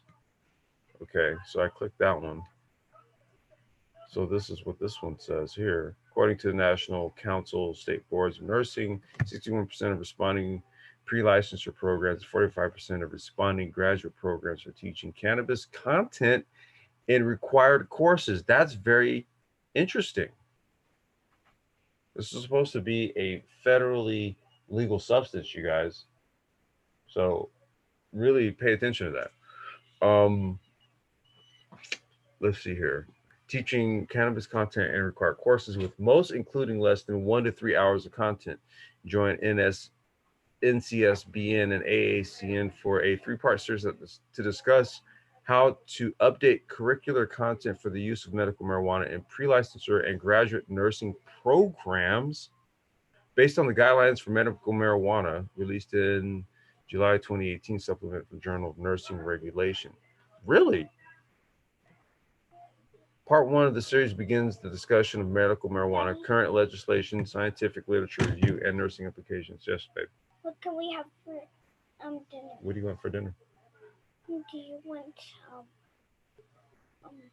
You know you're live, right? no. Why are you going quiet? What do you want? I don't know. Hold on, let me finish it and we'll talk about it, okay? I'm hungry now. Okay, what do you want? Can you get something now? Okay, here. I'm going to finish this and we'll get something, okay? But this is going to take a long time. No, it's not. I'm almost finished reading this. But you have... Close the door. Close the door. You have that many minutes left. So no, that's not what that is. Sorry, that's my babe. All right. Part 1 of this part 1 of the series begins a discussion on marijuana, medical marijuana, current legislation, scientific literature review, and nursing implications. Additional webinars in the series include medical marijuana part 2, guidelines for patients, guidelines for APRNs. Objectives: understand dichotomy between federal and state legislation for the use of for the use of marijuana medicinally. Locate the state medical marijuana program legislation and describe the general provisions of an MMP, and identify the physical and physiological conditions that have moderate to high quality evidence for the use of cannabis. So this is stuff that's beginning to become very embedded into nursing curriculum. Yeah, that's what Dr. Phoenix has been talking about. Right. Yeah, Dr. Phoenix is in the background. Oh, wait, hold on. Let me bring him in. Speaking of the devil. Yeah, speaking of that guy. Hold on, here he is. Devil.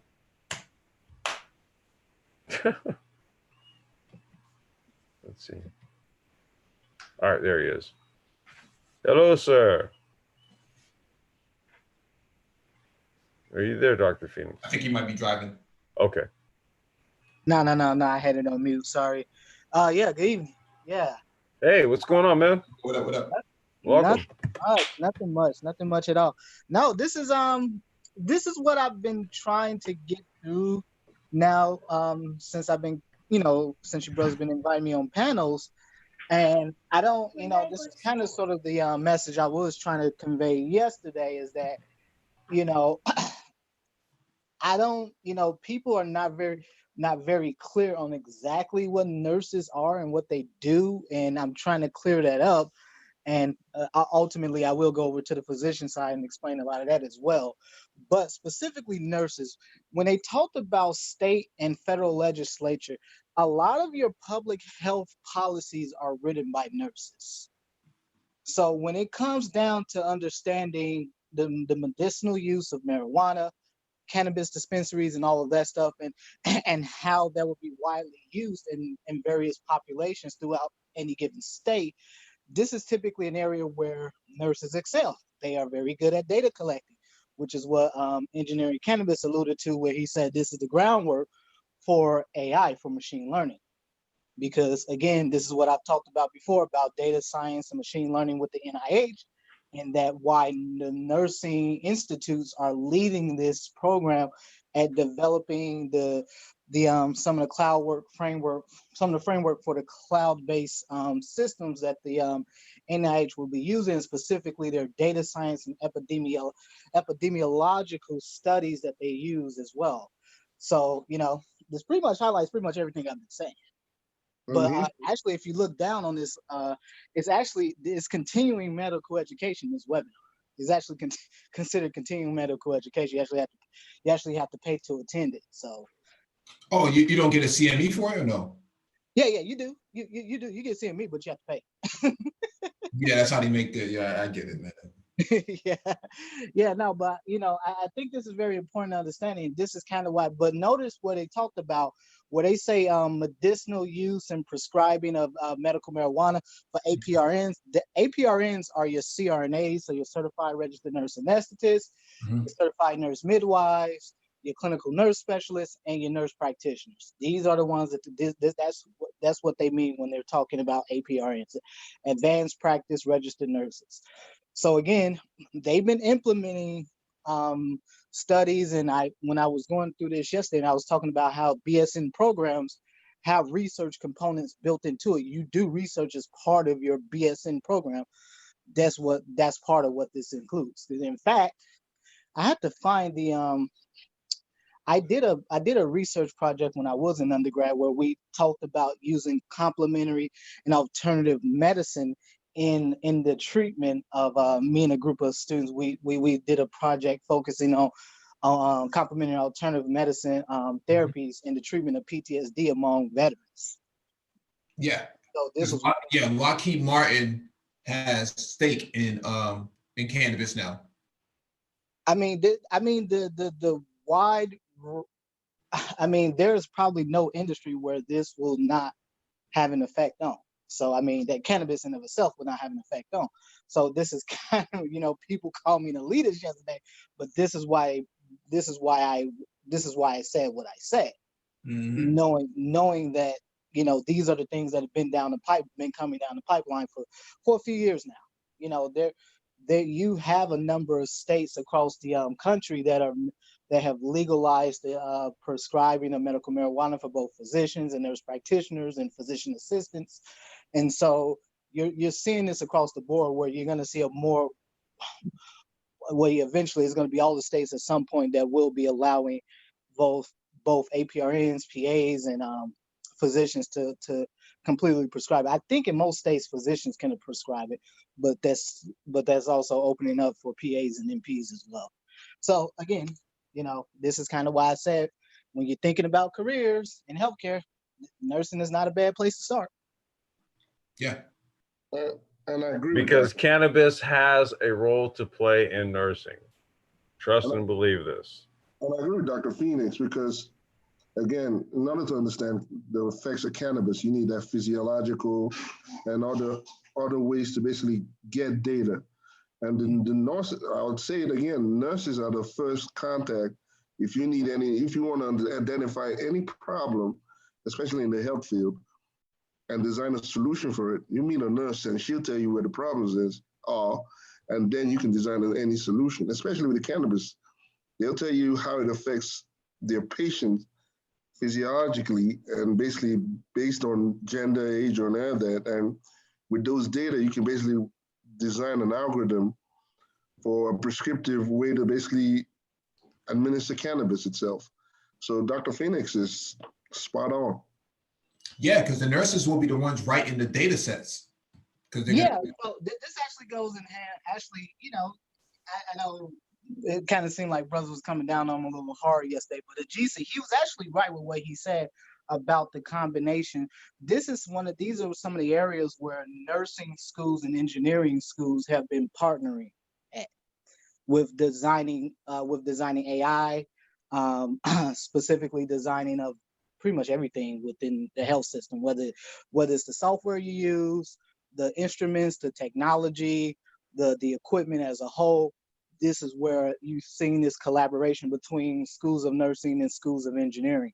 And so again, to what engineering cannabis is saying, this has been embedded in the nursing curriculum. It certainly was embedded when I was in nursing school. And so, I mean, this has been around. I mean, this has long been on the horizon. And in fact, just going to when you're designing these data sets, understand that epidemiological research is at the core of what nursing do. That is why they make the best data scientists, and in fact, you have a whole sub industry within the pharmaceutical industry called pharmacovigilance. And basically, you tend to see a lot of nurses in that arena where you're monitoring the effects or the ill effects of medications, treatments, therapies, whatever.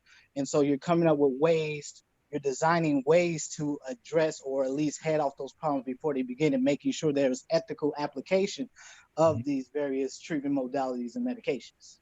Mm-hmm. Yeah, I didn't disagree so much about No, just not. It just look like no, I'm saying because you can do. Yeah.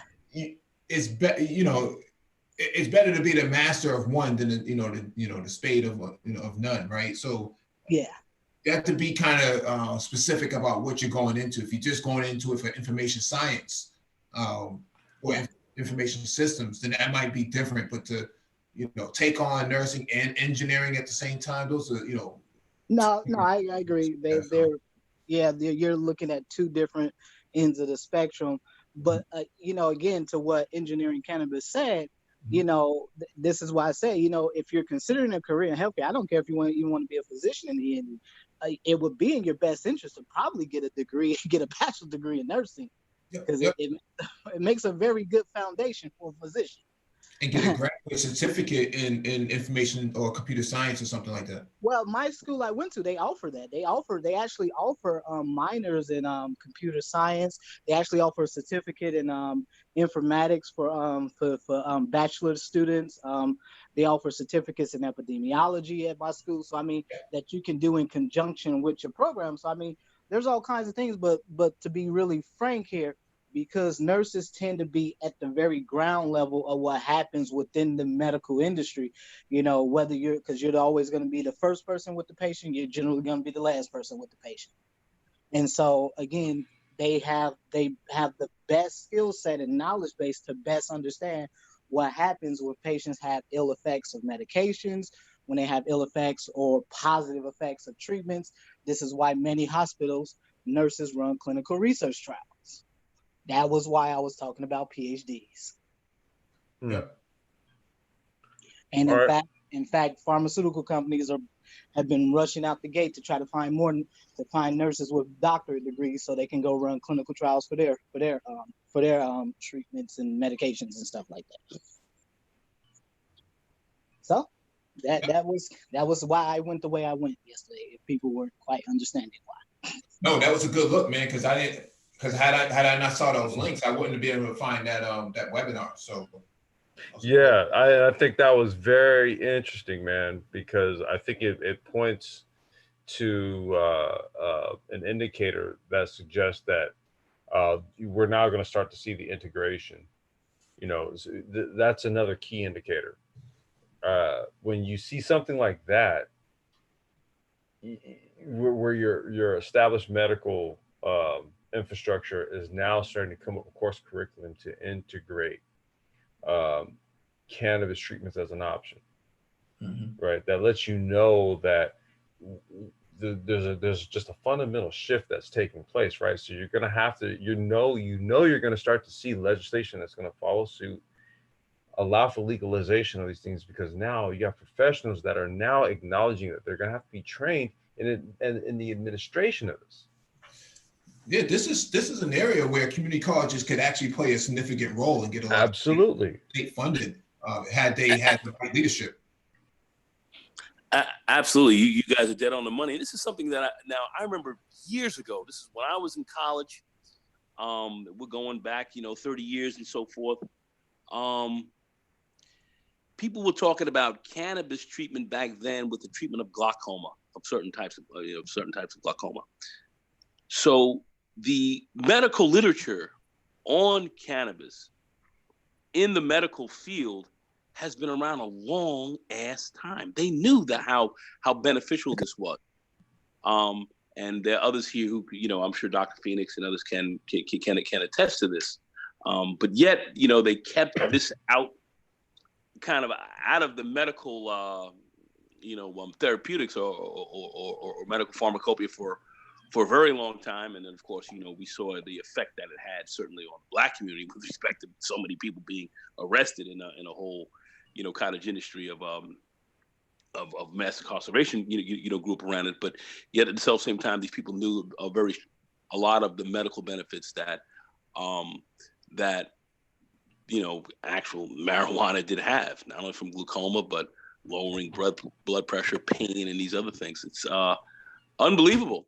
But yet now it's coming into the medical literature as something that is extremely beneficial. And we've been, one thing I want to say is I think this has been, but this has been known for quite some time. And it's quite interesting to see how now it's just getting into the medical literature and being used properly medically when this information has been out for decades. And man, I just gotta say, man, just as a personal side note, real quick, and then we'll move into this this article here. I have to pull up the I'd have to try to find the email that I had sent to Rep. Lou. What's his name? Lou Lang. He was a Chicago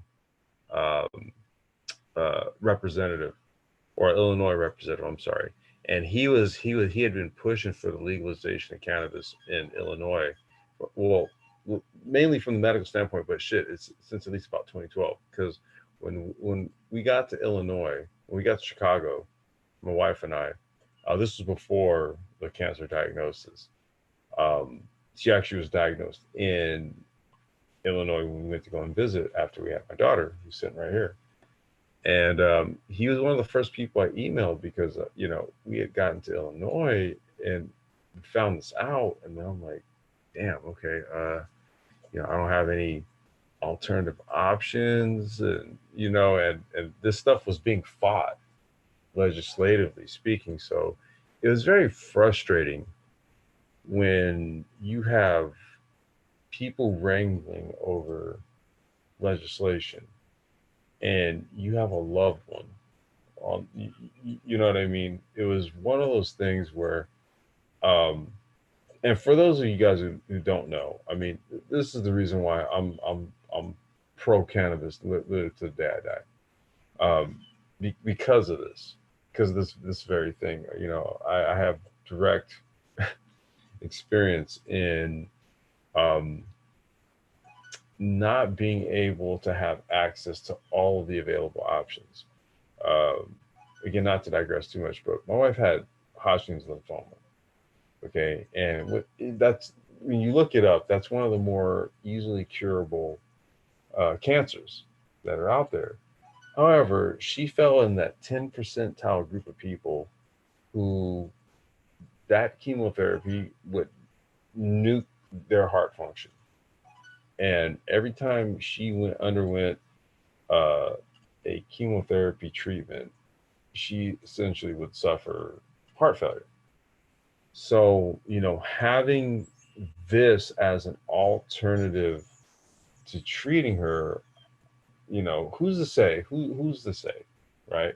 But um, you know, it, coming from someone who had to deal with legislation in order to treat your loved one, it's a very frustrating place to be in. And so that's why for me I push legalization, because I really honestly truly do believe that all options should be on the table, because we're all we all have different biochemistries, metabolisms, all this type of stuff. See, so certain things are going to work for certain people, other things are going to work for other people. I find it highly disingenuous when people say, "Oh, cannabis is just a street drug. It's just this, it's just that." I know firsthand that it's medication. I know firsthand that it is. you And know. hence, Yeah, that is why. go ahead, Dr. Phoenix. Now, I was gonna say, hence, this is why yesterday I was speaking of genetics. Why I Mm-hmm. focused in on genetics and specifically pharmacogenomics. Right. This is why you got pharmaceutical companies and these schools of medicine and nursing, while they're running these clinical trials, specifically utilizing cannabis and medical marijuana to treat the ill effects of the treatments of Mm-hmm. radiation and chemotherapy. Right. I mean, this has been known a long time. That's what I'm saying. This has been known. This is not like, oh, we're just finding this out over the last few months or the last year. They have known this for decades. Yeah. No, Decades. it's been long known that, cannabis oil is very effective at treating a lot of the child neurological disorders. So whenever you got children that have epilepsy, very effective at dealing with that. Has shown a bit of effectiveness at dealing with multiple sclerosis. Yes, that's right. Yep. Yeah, I've seen some studies, but seems to have a very limited effect on treating diabetic neuropathy, which is that's what ultimately leads to people getting their legs and amputated. In diabetes, right? There's studies that suggest that, right? Yeah, so I mean, there's a lot. I mean, obviously, but what happened to your wife, and specifically, complex, certainly because she fell within that 10% range. Whenever I see a small percentage of patients that have something very specific that happens to them, so they're outside the normal range of whatever will happen under normal circumstances, that's when you really start to need to consider genetic profiles and genomic makeups. Right. So when you have to do whole genome sequencing, or and so that's why I push genetics and why brothers need to be involved in this field. And Dr. Phoenix, one of the brothers, and man, what I'm planning to do here is either in the spring or the summer, I need to get back to Chicago. And when I do, man, I'd really like to meet up with you, because there's a brother that I would like to introduce you to. He's actually a partner of mine. During that whole time I was speaking about, he was actually applying for a license in Chicago, and I became somebody who got involved with him to help him craft up the proposal to get a license. Dr. Phoenix, you remember, man, you and I talked for some time, man, some months back when you first started getting involved with this, and I was telling you about all this. But he's somebody I would actually like to put you in contact with. I'm originally from Chicago, but yeah, that's what I mean. Yeah, he's somebody. He's from Oak Park, man. I'd like to put you in contact with him. He's just west of two of the top nursing schools in the country. So I'm trying to say that whenever brothers look, especially for young brothers, when you're looking at careers. And in fact, I'm a member of a couple of groups on LinkedIn. One of them is a physician entrepreneur group, and the other one is a nurse entrepreneur group. And if you go in the nurse entrepreneur group, they have nurses in there. Actually, there's one in particular, a black woman. She has a master's or whatever. but she does nothing but training on the use, on the medicinal use of medical marijuana and cannabis. And I mean, she has her own business built around this. She makes a goddamn killing. So I mean, you know, this is why I tell brothers, you know, even if you didn't, you know, even if you thought about being a physician or a PA or one day, why you should really start at nursing, because it's a powerful foundation to have. You might become somebody, man, that just becomes who's a specialist in the marijuana application. You know, the medical application of marijuana treatments of various types, whether it be from salves to, you know what I mean? That's it's wide open. Yeah, no, I mean, like I said, especially if you have clinical backgrounds, I mean, this is a very powerful business, powerful product that at the very least you should know about. You should be aware of at least the legal implications, the laws around it. And certainly, like I said before, one of these nurse entrepreneur groups I'm in on LinkedIn, like, yeah, you got nurses in there. They have whole businesses built around doing nothing but teaching physicians and advanced practice providers about about the medicinal use of marijuana and cannabis. So I mean, you know, there's gold to be made out here. That's all I'm gonna say.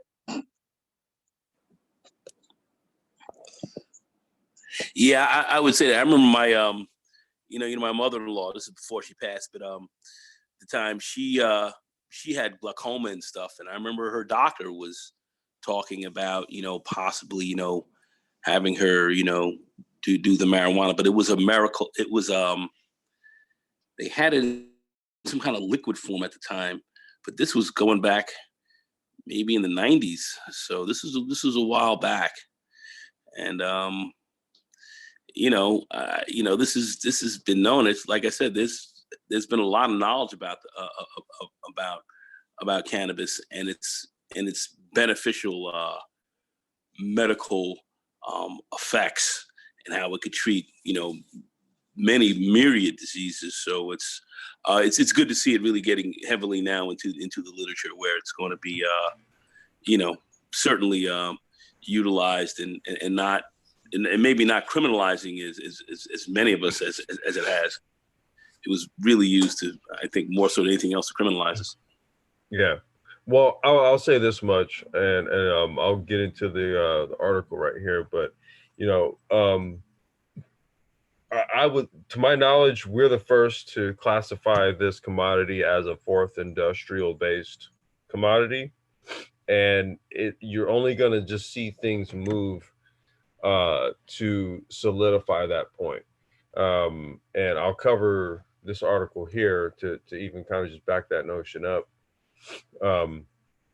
3 top marijuana stocks to watch in January. Now, this was posted by the thefool.com today, actually. Let's see here. It shouldn't take very long for things to get interesting for marijuana stocks in 2020. There are plenty of potential catalysts that could be on the way, both in Canada and in the US. But I think that investors should especially keep their eye on 3 marijuana stocks in January. Aphria, that's a company we've talked about at length. Canopy Growth, that's a company we've talked about at length. And Cresco Labs, now that's a new company that I'm not too familiar with. There's plenty to watch with each of these stocks early in the new year. Aphria, the biggie to look forward to with Aphria is the company's fiscal 2020 second quarter update on January 14th. If those results are along the lines of what Aphria delivered in the first quarter, investors could be happy campers. Aphria's crown jewel is its German medical cannabis distribution subsidiary, CC Pharma. You gotta understand something. We keep talking about the global market. They're talking about a German subsidiary as Aphria's crown jewel. A US based stock, mind you. They expect the company's German business to contribute at least half of total revenue in Q1. And since the acquisition wasn't completed until January 2019, CC Pharma will almost certainly fuel strong year-over-year revenue growth for Afria. And just to kind of connect the dots here, we also told you that Uganda is exporting to Germany. So we're talking about a US-based company that has a German subsidiary doing business in a country where Uganda exports to. Are you starting to see the global market come into play here? However, Canada's Cannabis 2.0 market for cannabis derivative products won't be a factor in Afria's Q2 results. That's because the company's fiscal second quarter ended on November 30th, a few weeks before the first cannabis derivative products for this new market began to ship. Afria could provide some color on how sales are going to go and how sales are going to go so far in the Cannabis 2.0 market in its quarterly conference call, though. If so, it could be eye-opening, since Afria is the first major Canadian cannabis producer to provide an update in 2020. Canopy Growth. Canopy Growth won't announce its quarterly results until mid-February. It's possible, though, that the company could give some hints about how business is going during January. However, there's another important reason to watch Canopy this month. A new CEO will take the helm on January 14th. January 14th is a very significant day, apparently. David Klein joins Canopy Growth after serving as CFO for the company's big partner and largest shareholder, Constellation Brands. Ooh, wait a minute. Let's run that back. David Klein joins Canopy Growth after serving as CFO for the company's big partner and largest shareholder, Constellation Brands. Sounds like a takeover. Go. I was under the impression that Drake was the major investor in Canopy Growth, right? No. Just in the joint venture that he has with them. So that's a sub brand that they created in partnership, and he owns 60% of that. Yeah, let me correct myself. Xanatos Clutch has major investments in Canopy Growth. He's not here. No. Oh my God. I don't get the joke. I'm sorry. You don't get the joke, but Xanatos Clutch looks exactly like Drake. Oh my God, dude. Oh my God. Okay. Looks exactly like Okay. That flew over my head. That's hilarious. Oh my God, dude. Oh my God. No. Oh my God, dude. Wait. Hey, Nagon. All right. When the CFO of one of your partner companies, and which just so happens to be your largest shareholder, takes over as CEO of your company, what is that? What is that in your? That could easily be interpreted as them taking that bad boy over. Am I interpreting this wrong? No, that could easily be interpreted that way. Easily. Now, does that always happen? No, but can that be interpreted that way? Absolutely. So, is this company in play like that? Very well could be. Yeah. Very well could be. Let's see. He's no stranger to Canopy after serving on the company's board of directors for more than a year and as chair of the board since October 2019. My hunch is that Klein will grant several interviews this month with a considerable interest level among investors as to which direction he'll take Canopy Growth. A more disciplined financial path for the company seems to be a shoo-in.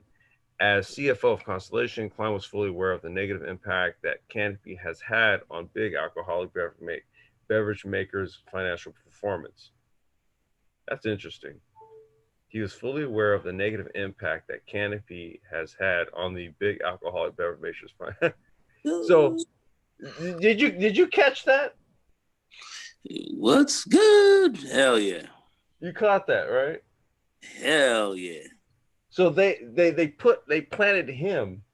They became major shareholder, planted him. They were like, oh, hold on.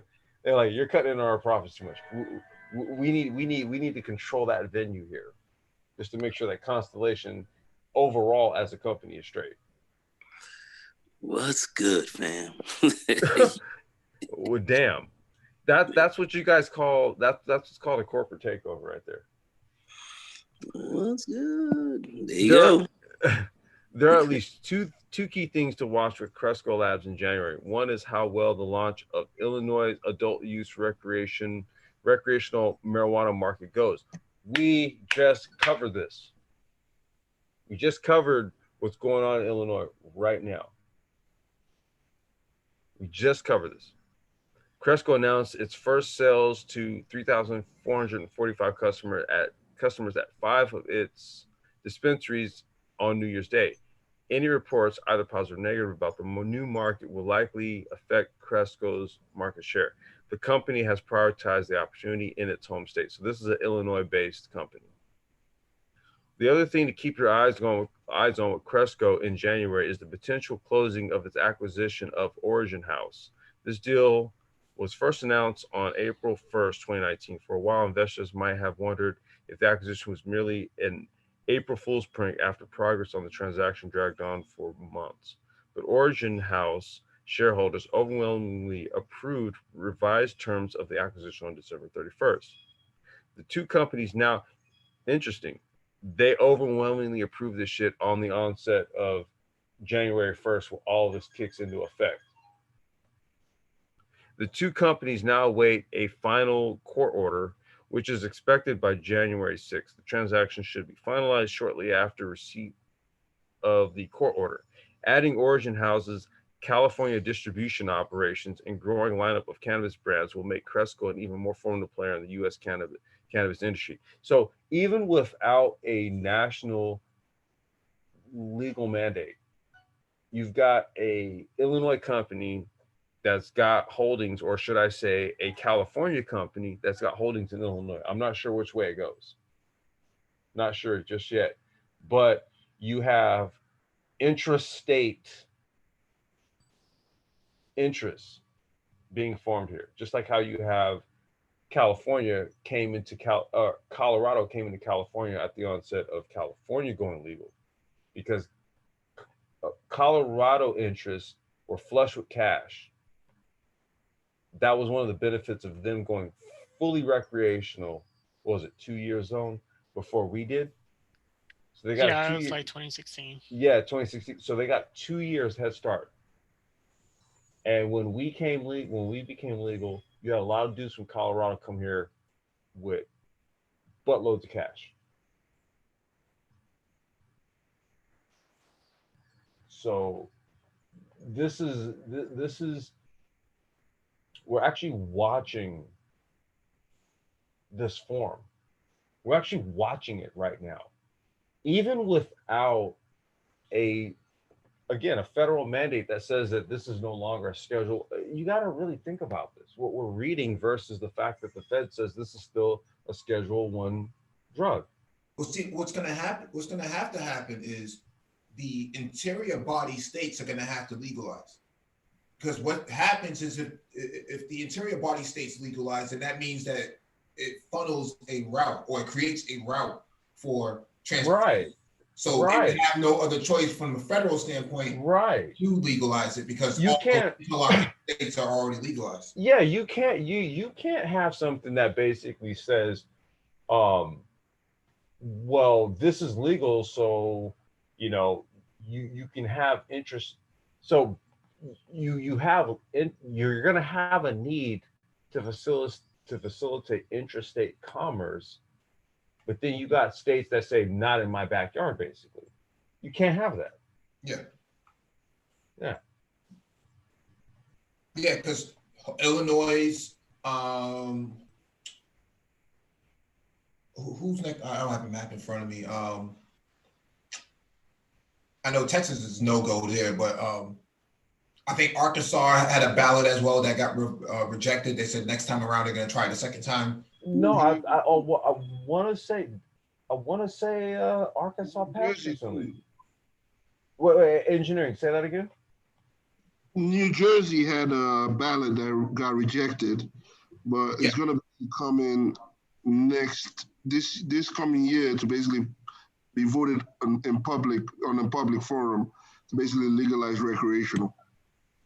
Yeah, but the point that I'm trying to make here is that interior body states legalize this, the federal government won't have any other choice. See now, because New Jersey is different. They have to contend with the Atlantic Ocean, so they can't transport out, they can't export out.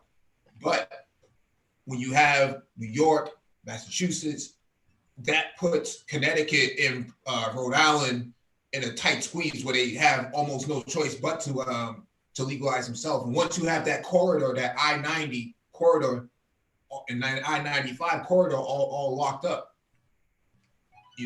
what are you going to do there? If you're the federal government, you're going to have to capitulate to the states, and not the other way around. The states won't have to capitulate to the federal government. And I-90 runs through Illinois as well. Yeah, there you go. Anywhere there's an easy pass, that's going to have to, they're going to have to reevaluate their choices. Detroit is going to be a big player too. Since it's near Canada, it's going to be a big player in terms of export. So what with Wisconsin as well? I mean, they have an opioid issue. They would be looking at this type of stuff as well. Actually, speaking of Wisconsin, there are initiatives on legalizing medical marijuana. So I mean, it is there's certainly a lot of talk is putting it as a ballot initiative in the coming election. So I'm pretty sure it will be, but I haven't had my ear to the ground to see what's exactly happening in a while. But I'm pretty sure it will be a ballot initiative in the coming election.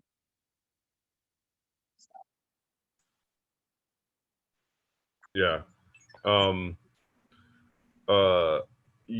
That just more or less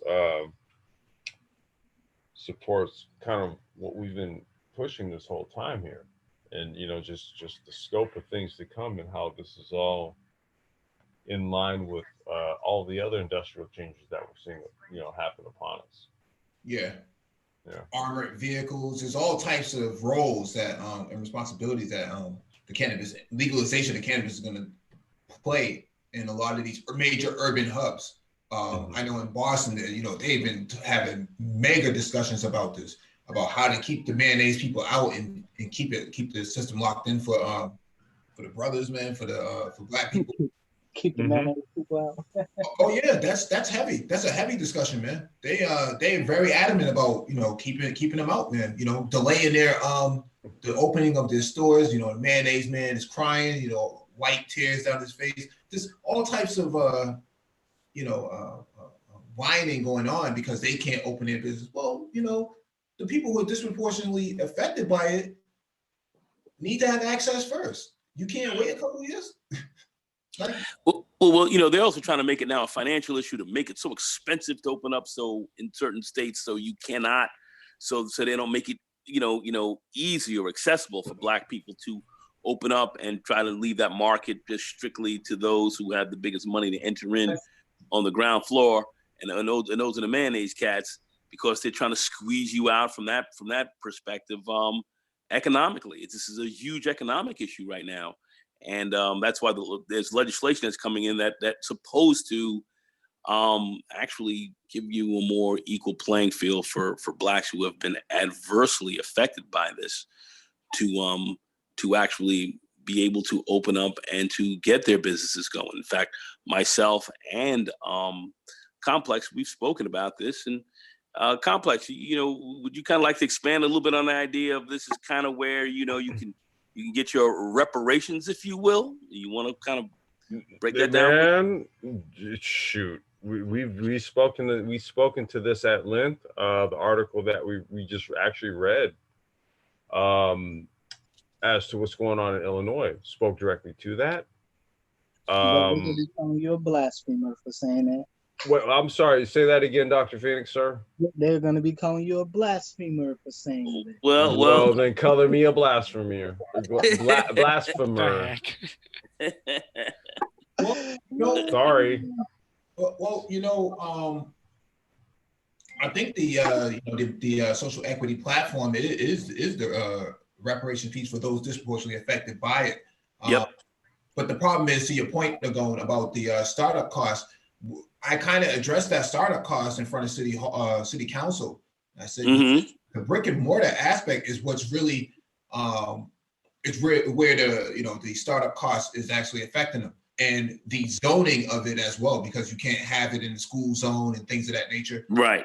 Well, we need to have these designated zones, like in the same way like you have a food truck, and let them operate that way, and then give them time and day throughout the week where they can operate, and that allows everybody to get involved without having a high startup cost, and we have a head start against the mayonnaise boys. So because they can't come in and just operate, that's the stipulations behind it. That's the whole purpose behind it. But I'm not seeing a whole lot of brothers talk about it. Even though Mike, they're not talking about it. Well, Mike, the other part to this too, man, is you have to, in order for you to really carve out your niche in this industry, it has to be hit from all sides, right? So that even means we're talking about your buying constituency. So that means that if you're growers, if Black folks are largely just predominantly buying from Black growers, then what that does is that regardless of what anybody else wants to do, those dollars are hyper focused into a certain supplier producer, right? And so from that point, you kind of own that shareholder of the market, because if you're going to let the state that you're operating in know that, hey, look, well, either this money gets spent with them or it doesn't get spent at all, they're going to be like, okay, well, look, that's just tax money that's off the books. So what do we got to do to accommodate them? Look, this is how you speak with your dollars, especially as it relates to this goddamn industry. No one's trying to let anyone have anything. No, we got to put up a fight for this, man. Fight, man. In terms of social equity and all that, the problem is the cannabis industry is always going to be heavily regulated, and each regulation basically costs a lot. Just for instance, regulating packaging. The packaging changes almost every 3 months on how in different states. So if you have a package now, and in the next 3 months it says it's not basically following regulations, you have to change it, and that costs a lot of money. So the cannabis industry, in terms of touching the plant, it's going to always be highly regulated. Even when it becomes federally legal, it's going to be really highly regulated, and it's going to always cost a lot. And for instance, the Illinois, when they rolled out the social equity program, there wasn't a lot of people, African American or anybody of color, that enrolled in the Illinois legalization that happened. There wasn't a lot of people. Well, I think we were even speaking to this maybe 1 or 2 cannabis hangouts ago. Somebody in the chat had mentioned that when they had the quote unquote lottery or whatever in Illinois, they said that there was a news story that was ran on the whole thing, and it was just a whole bunch of middle-aged white folks. It was no Black people in sight.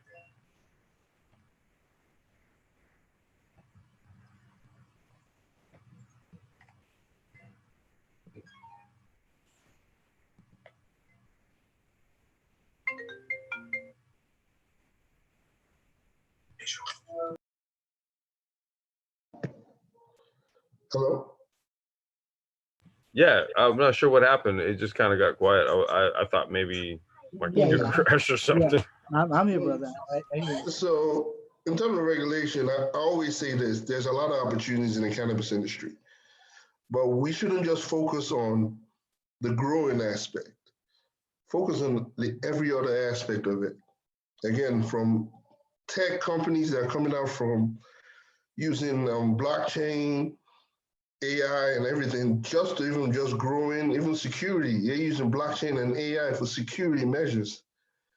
You can use that for logistics, and there's a lot of opportunities. We just, even the healthcare right now, we even talked of healthcare on using machine learning and all that. So the goal is not just to focus on the growing aspect. The growing aspect is profitable, but the other aspect is going to be more profitable. From the as legislation allows for commerce to take place, then you're going to start to find that there's going to be these industrial needs that are then going to come about as a result of that. And that's what we're looking at as far as projected job growth. But first and foremost, this has to be a national exported commodity and industry where all hands can get involved, because I don't want to say it's too late, but again, man, if you want to just let Canada get all the business, then fuck it, I guess so. Yeah, but still, in terms of, you still gotta have research in terms of, again, the social effects of cannabis in different regions or different states or even different cultures or different races. So that study has to be done. And you have a lot of aspects of the cannabis industry that needs to be, even from real estate to the alcohol industry to trucking. Every industry will be affected. Well, I wanted to bring some light to the cryptocurrency part, aspect of it, the cryptocurrency industry, right? Now this is from Crypto Slate. This has kind of been our go-to here on the Business Willpower and Black Brain Trust as it relates to cannabis cryptocurrency activity. And so, Crypto Slate is currently tracking about $3.43 million in market cap activity as it relates to the cryptocurrency markets and cannabis. So over the last 7 days, we've seen a 17% jump in activity, and we've seen a reduction of 1.7% over the last 24 hours. Now, some of the players that we had been following since day one, if you guys have been following us since 2017 on Business Wealth Power, into 2018 onto Black Brain Trust, to today, Paragon is actually a company that I have a little bit of holdings in. So to kind of see them at where they're at right now. Hold on a second, babe. To see them where they're at right now, up 4.02% over 7 days, and over the last 24 hours, up 2.7%. And this is on the Ethereum, the ERC20 blockchain here. So in the cannabis markets, okay. The reason why we lump cannabis and hemp and all that stuff into fourth industrialization is because, as you can see here, it's already kind of pre-built into the whole sort of blockchain and cryptocurrency infrastructure. It's one of those commodities that, because of its quasi-legal status, globally speaking, some places it's fully legal, other places it's not legal at all, and then there's like where you fall in between in the spectrum. The only true venue where you can make business happen on a consistent basis is in the cryptocurrency, is utilizing cryptocurrency.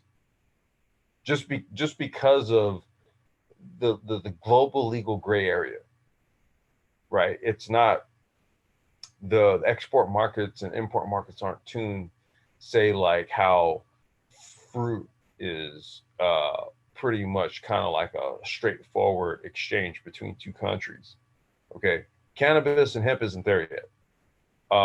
So in order to make a lot of things happen in terms of business, but without the legal, the legal specter of a financial transaction as a national currency from one going to the other, it's happening here in the crypto markets. So these are some of the well, I think Crypto Slate is covering the top 8 based on market cap, right? So like I said, we've been following Paragon for about going on 2.5, 3 years, going on 3 years maybe. Potcoin is at the top here, $1.26 million in market cap. Tokes. Now Tokes, just by the look of it, and I don't know anybody anybody else that wants to give this a look here, you've got 264% gain here over the last 7 days. 0.01%. loss in activity over the last 24 hours, and the price, is at basically 52 cents. Market cap is at $691,000. I don't know if this is a pump and dump going on right now. It kind of looks like it, but I don't know. Ask MOT, he knows about that. Wait. Oh, wait, hold on 1 second. Hold on. Let me. Oh, wait. You said ask who? MOT, he knows about that. Is he here? No. Okay. Okay. That's what I was looking to see if he was like waiting in the background or something. No, he's Mr. Pumping Up. So. You're pumping up, right? Okay, I got you. God. All right. See, I'm in nerd mode, dude. So I didn't catch your reference. But that looks like this looks like some real interesting activity going on right here. Just looking at that right there. Cannabis coin, we've got 11.21% a positive activity over the last 7 days here. $568,072 $1,000 in market cap activity. Paragon at $486K. Hemp coin, $219,000 in market cap. So this is just another aspect, another sector of hemp and cannabis. The burgeoning industry here. Again, without a national legalized mandate, we've got companies that are doing business interstate, quote unquote, without actually doing interstate business. We got I need to eat. okay, babe, hold on, give me just a minute. We've got interstate business going on, no nationalized measure on the books. We've got cryptocurrency activity, no legalized measure on the books. We've got a global import-export industry going on, nothing on the books. Industry is what drives legislation, folks. Yeah. Hey, give me guys, I'm gonna pause for 1 second. Yeah. Well, we'll take over and I make this an open mic.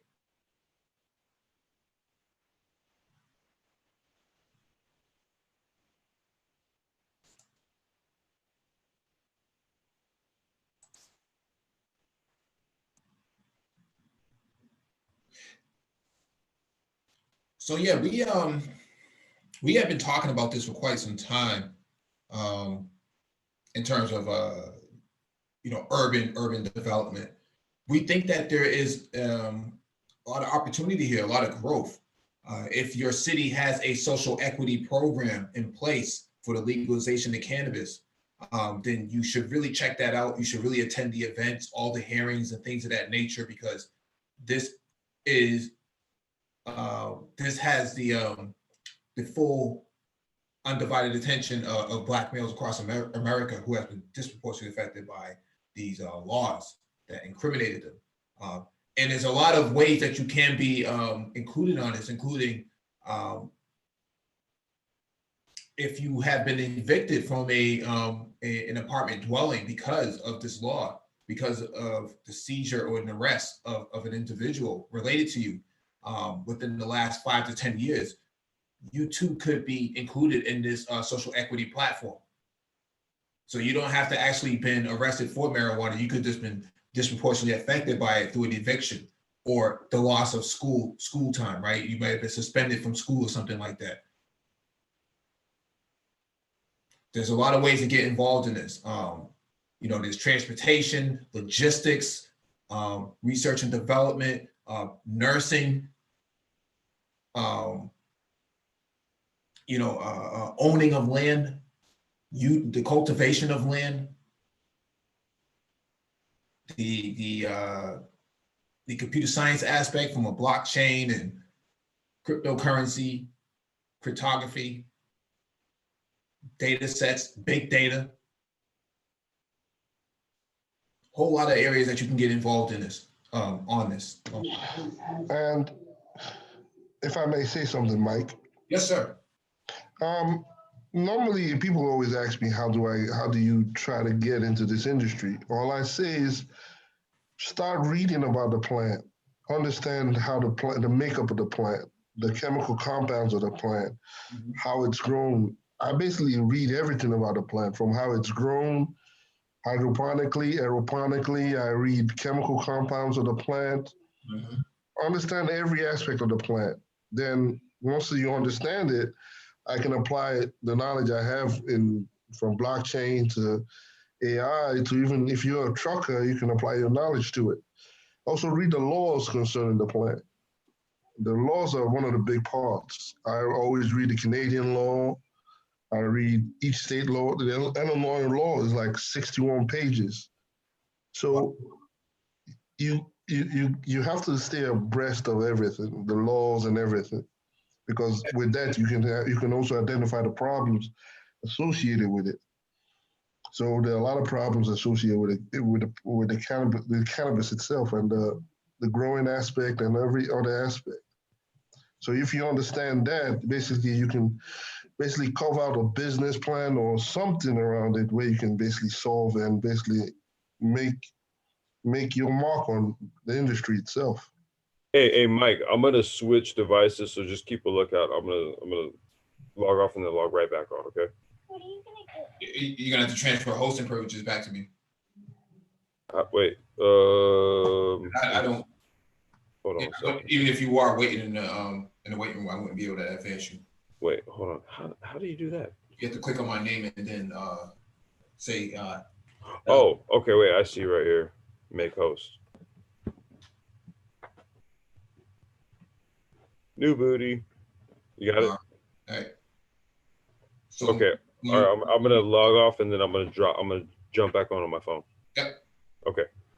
Yeah. So this is, California, $8 billion industry, Washington, $6 billion, Colorado, $7 billion. I think Massachusetts is supposed to be just under $1 billion. We're not getting even 1% of this. And the whole entire platform was designed for us. And we're not involved at all. Yeah. We're not taking advantage of it. We're still seeing it as an illegal substance, not as a crop or a new product coming into the country that's going to basically affect every other industry. That's going to that's going to basically vibrate in every other part or every industry, from alcohol to real estate to any industry you can think of. It's going to be in there. So, and we are in a very low percentage. Yeah, I mean, you go around the manosphere, guys are talking about just things that are just of not substance, no substance to it. Just it's funny you say that, brother. I was over at Ramil's earlier, and there was a brother talking against there was a cat talking against black men being in the military, and then and he was an older dude, and I asked him, I said, well, then what is your alternative? What should young brothers do then? He never answered it, but then I asked him like later in the discussion, and he came around to finally saying, well, they can start a business. I said, well, where they gonna get the capital from? They ain't got no jobs. Oh, well, they can do a garage sale. Wow. Wait, dude, he said garage sales? He had a lot of dumb responses. Get out of here, man. Yeah, maybe like Garage Band from Apple or something like that. Yeah, garage band, yeah. Sales from garage band. This is the kind of silliness, man, we got going on with dudes out here, and with guys out here in Manosphere, whatever the hell you want to call it, man. Like I said, I was saying this last week on the panel, man. These old cats ain't got no answer for you, man. Most of these old dudes ain't got no answer. I mean, if your only answer is to tell young brothers, you shouldn't go into the military, and because of moral reasons, because you're supporting white supremacy, but then you offer no tangible alternative as to how they're going to make a living or get anything worthwhile in their lifetime, other than, well, start a business and you can do a garage sale to raise some capital to get your business going. I don't know, man. But I do say this much. Yesterday in the panel, if you remember, we kind of went through the numbers of how, for example, I'm going to keep focused on nursing because, again, that's where I started at. Obviously that's not where I'm at now. but I'm gonna keep focusing on that because I want to make something really clear to folks and why I push the whole BSN thing.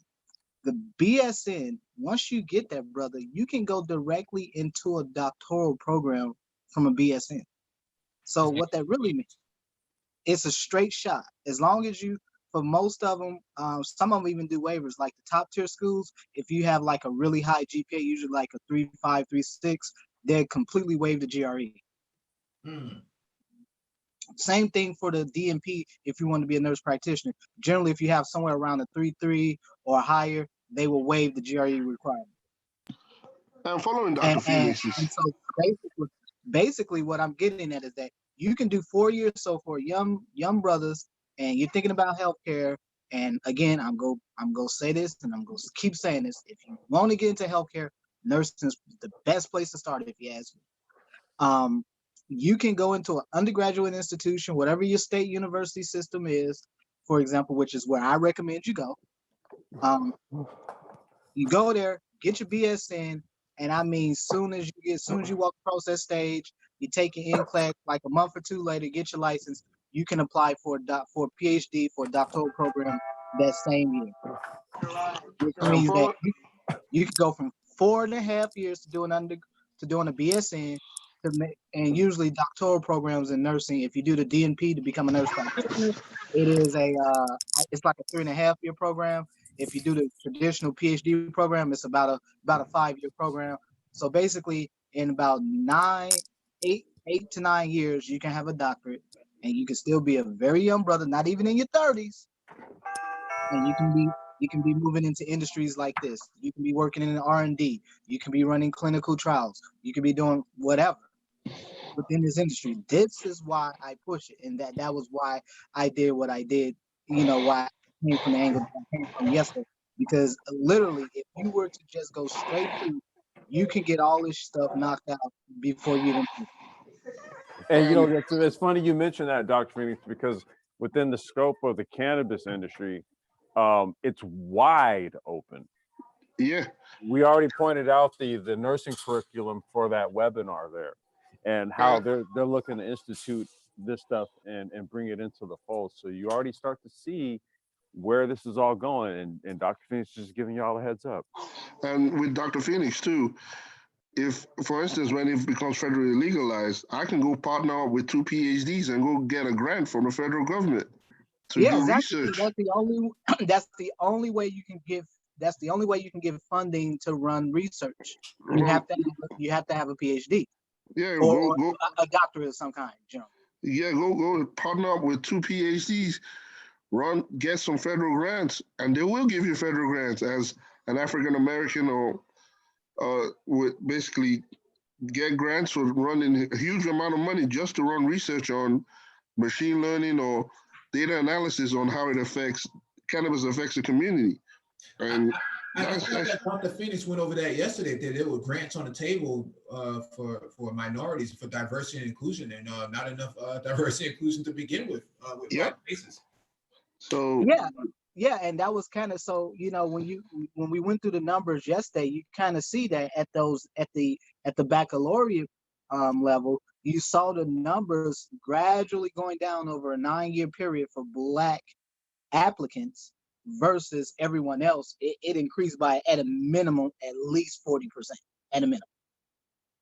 So I mean, in some of the groups, like the Latino groups, massive increases. You're talking like damn near 50% increase almost. And so what we're looking at here is that and for brothers, I mean, the other brother, the brother that came on a few days ago, he said it best. These programs are really looking to get Black men. And like I said before, brothers do their due diligence, man. They can really be moving in, and you don't think you make a lot of money in R&D and research, man. You make a ton of damn money. When you write these grants, that's what you a lot of places, they pay you a salary. You write grants for more funding to run your projects. You're paying yourself even more from those grants. I mean, a lot of folks don't understand there's a ton of money in this industry, not just for folks who want to do sort of the traditional scientific research on it, but even folks, with a PhD or something like that. You can move into all areas, advisory boards. I know folks right now, every PhD I know usually sits on 2 or 3 advisory boards for whatever organization or institute or whatever, and they're getting paid from that. So I mean, on top of whatever they do, plus they got businesses, consulting businesses on the side. So I mean, there's a whole bunch of stuff, you know, brothers can do to get in this arena. I mean, again, it's not one of these things where you're just gonna walk in and hit the ground running per se, but it does take some time. But you know, it will pay off the sooner you get started. Yeah, can you imagine if, like, you know, Complex was like a cannabis consultant? He just goes around smoking all the strands every day. He's a total pothead. Yeah, I think we're gonna have to go back to the drawing board on this. We're gonna rewrap this. Yeah. Try it in Yeah. over. No, I was just gonna say, you know, this is just such a really important area, and like I said, you know, again, like, you know, I'm gonna touch on the physician aspect of it because obviously that's where I'm at now. But you know, I did want to touch on the nursing because that's where I started. And I still know quite a bit of nursing because I still have an active license, but also because, you know, I'm a firm believer that, you know, for brothers who wanting to get into the health industry, I don't. I know a bunch of pharmacists who are nurses. I know physicians who used to be nurses. I know PAs used to who were once nurses. I mean, I know podiatrists who were once nurses and stuff like that. Optometrists as well. And so, you know, I fundamentally believe nursing is a good place to start for whatever kind of health career in healthcare or medical or research you want to go into. And in general, you know, we're talking about the nursing aspect, what they're doing.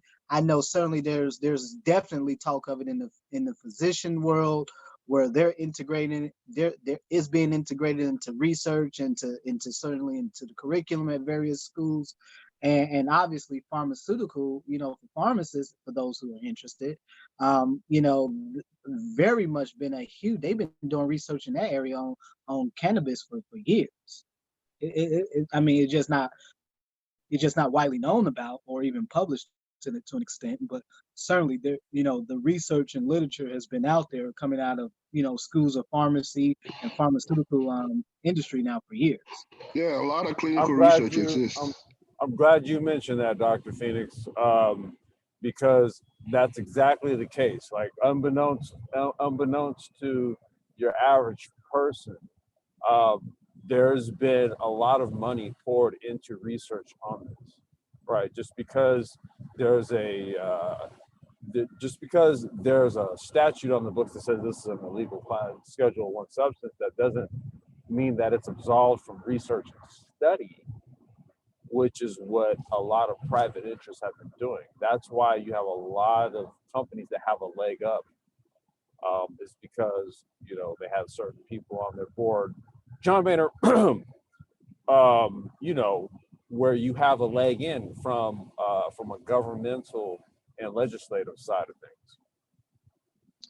Yeah, that is exactly true. I mean, again, this is why it's so important for brothers to really think about getting our economic game together, because again, we can fund a lot of these studies ourselves. And, you know, there's a lot of private entity money involved with, you know, with research, R&D and stuff like that, and within as it concerns cannabis.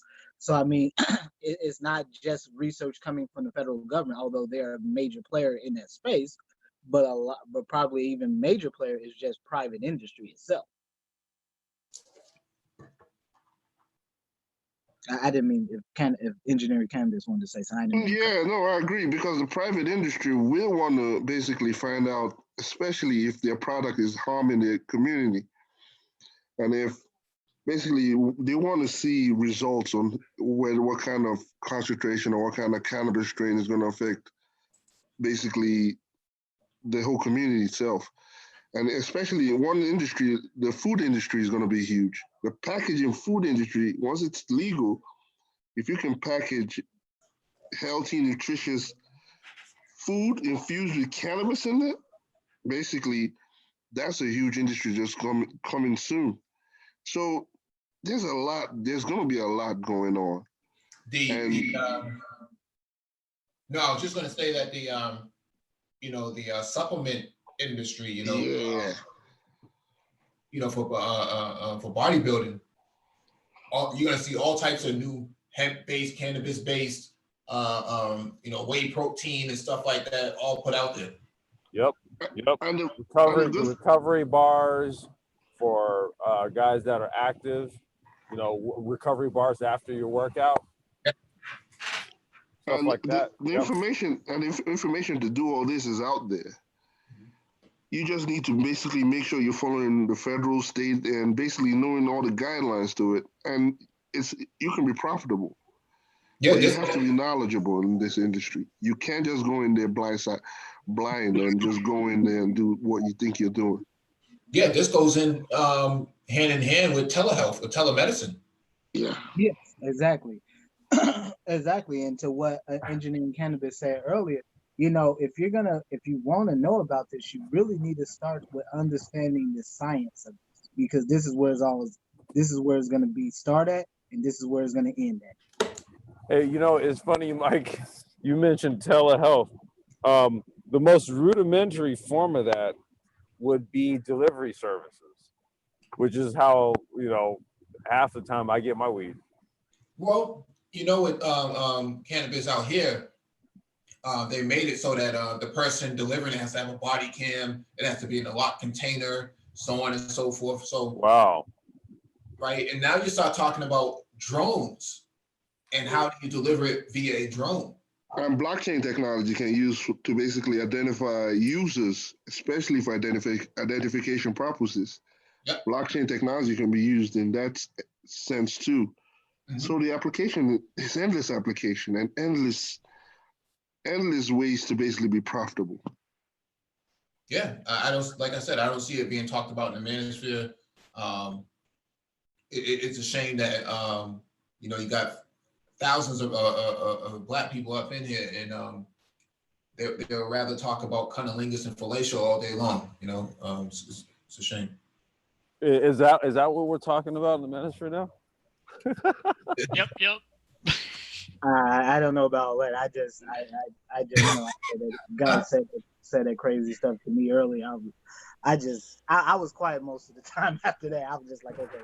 Wait, what happened? What did they say to you? No, I was just talking about the one guy that made that comment to me earlier about the garage having a garage sale to raise capital, for how young brothers can raise capital. How archaic is that? It's like, people who usually are gonna like do things like garage, they just throw stuff on eBay. Bare minimum, if you're gonna do that, like, but as a form of raising capital, a garage sale. Most people in the hood don't have a garage, man. If they live in the projects, where's the garage? I mean, that is a point. That's kind of hard to do when you're when you live in housing, you live in government housing. That's really that's pretty damn hard, and we know that's where, ironically, military recruiters tend to target those areas to begin with. So, but that's another story. That's a conversation for another day. Who made this suggestion? I'm sorry. Who said this to you? It was some cat over at Ramil's channel. Shout out to the brother. I really like him. He did be. My brother did okay. On the panel.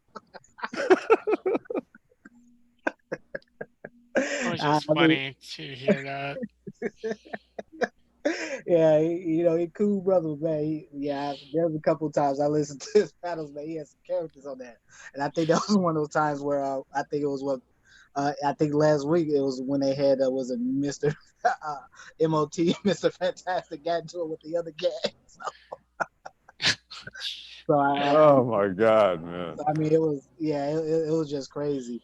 But I say this to say, man, when you're considering this, and why is it so important for brothers to really think about sort of the academic pursuits behind, even getting involved in the cannabis industry. One of the articles you covered a while back, Mike, was talking about, again, I mentioned this last night, about how genetics, how some of the new startups are going to be just genetic engineering companies where they just focusing on 1 or 2 genes and all the various applications or whatever of that gene, And so, you know, you had, and I think in the article had the one gentleman that sold his particular startup for like over, yeah, I think it was like a couple $100 million or something like that. Yep. And, you know, and think about think about a similar initiative around cannabis and various strains of cannabis and being able to just, I mean, just the intellectual property alone on knowing particular strains,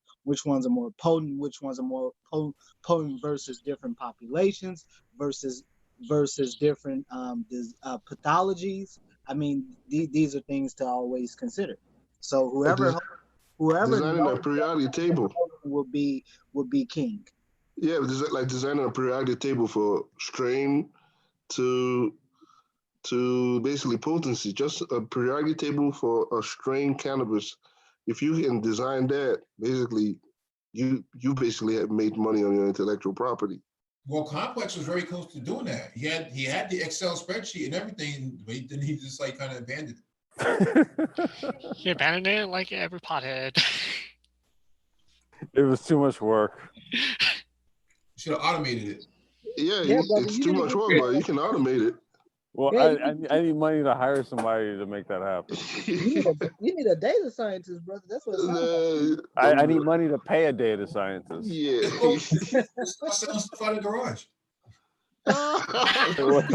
Wait, what? Well, you and Cali, brother. So I know you all got garages. So. Yeah, you hear the little thing in the back garage door. You guys clowning my security system. Oh man, it's easily defeated every single time. Yeah, now, like I say, it just, you know, there's just so many different levels you know, brothers can be approaching this at, and I do think we need to get away from these very rudimentary conversations about the morality of it, because I have been privy to conversations where brothers talk about, oh, you know, it's just immoral, our people shouldn't be involved in this, and I'm like, man, I ain't trying to hear what the hell you talking about. You got all these damn white folks in these damn cities trying to make every goddamn penny, dime, dollar they can on this, and black folks are sitting here having some silly ass morality argument. You know, No, I've been told about the same thing, morals. I'm like, yeah, there are millionaires being made every week or every month or with this, and I'm not going to be part of it. I'm going to read and know everything about this, and I'm going to make sure I'm a part of it. So it's a medicinal plant that has many usages, and also its application is, I can't even begin to even just think about the application. It's boundless right now. Yeah, I mean, yeah. So let me know, Complex, when you're in the Chicago area, brother. I will definitely drive down and meet up with you, man. I'm actually, I would be right in your hood, man. We already talked about it. We'd be both on the south side. Yeah. I'll come holler at you, man. No, dead ass, dude. I'm serious. All right, yeah. Just let me know, man. Yep. All right. I think that's it for tonight. Unless there's something else on the docket. You know what? There is Mike, but I'm gonna go ahead and get dinner going. I'm just leaving I'm leaving the grocery store right now. But let's schedule a next one because I should be free on Sundays now. Okay. So let's schedule another one for next Sunday. I really did want to cover jobs because my Indeed feed gets blown up on a weekly basis about cannabis jobs. And so that was something else I wanted to delve into, what the career field looks like. So if we're not talking about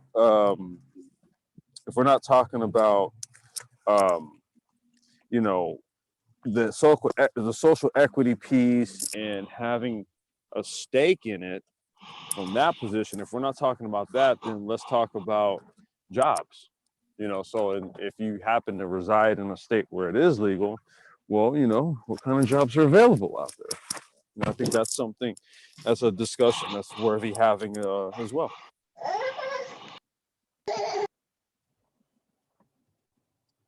Yeah, I certainly believe that, I do just, tell brothers, hey, go check out what's going on just what's going on LinkedIn, because there's a lot of talk about it over on LinkedIn. I can tell you that for sure. So just check out, see what's going on. But I will definitely agree with what Engineering Cannabis said. If you're gonna get in, if you're interested in this area, definitely get in by learning everything you can about cannabis. Learning about the science of it. The molecular structure. Because again, this is where you're gonna see where this begins to sort of kind of branch off at, where people start looking at different strains of cannabis and understanding the various applications of those strains. So again, thank you, Brother Mike, for having, well, I should say, excuse me, Complex, for the hangout. And I will catch you brothers. Probably have to be next weekend because I start back school this week. So so but Okay. anyhow, No, that's what's up, man. We appreciate you following through, brother. Yeah. all right. All right. Have a good one, everyone. I'll put the host so you can, I guess, end it.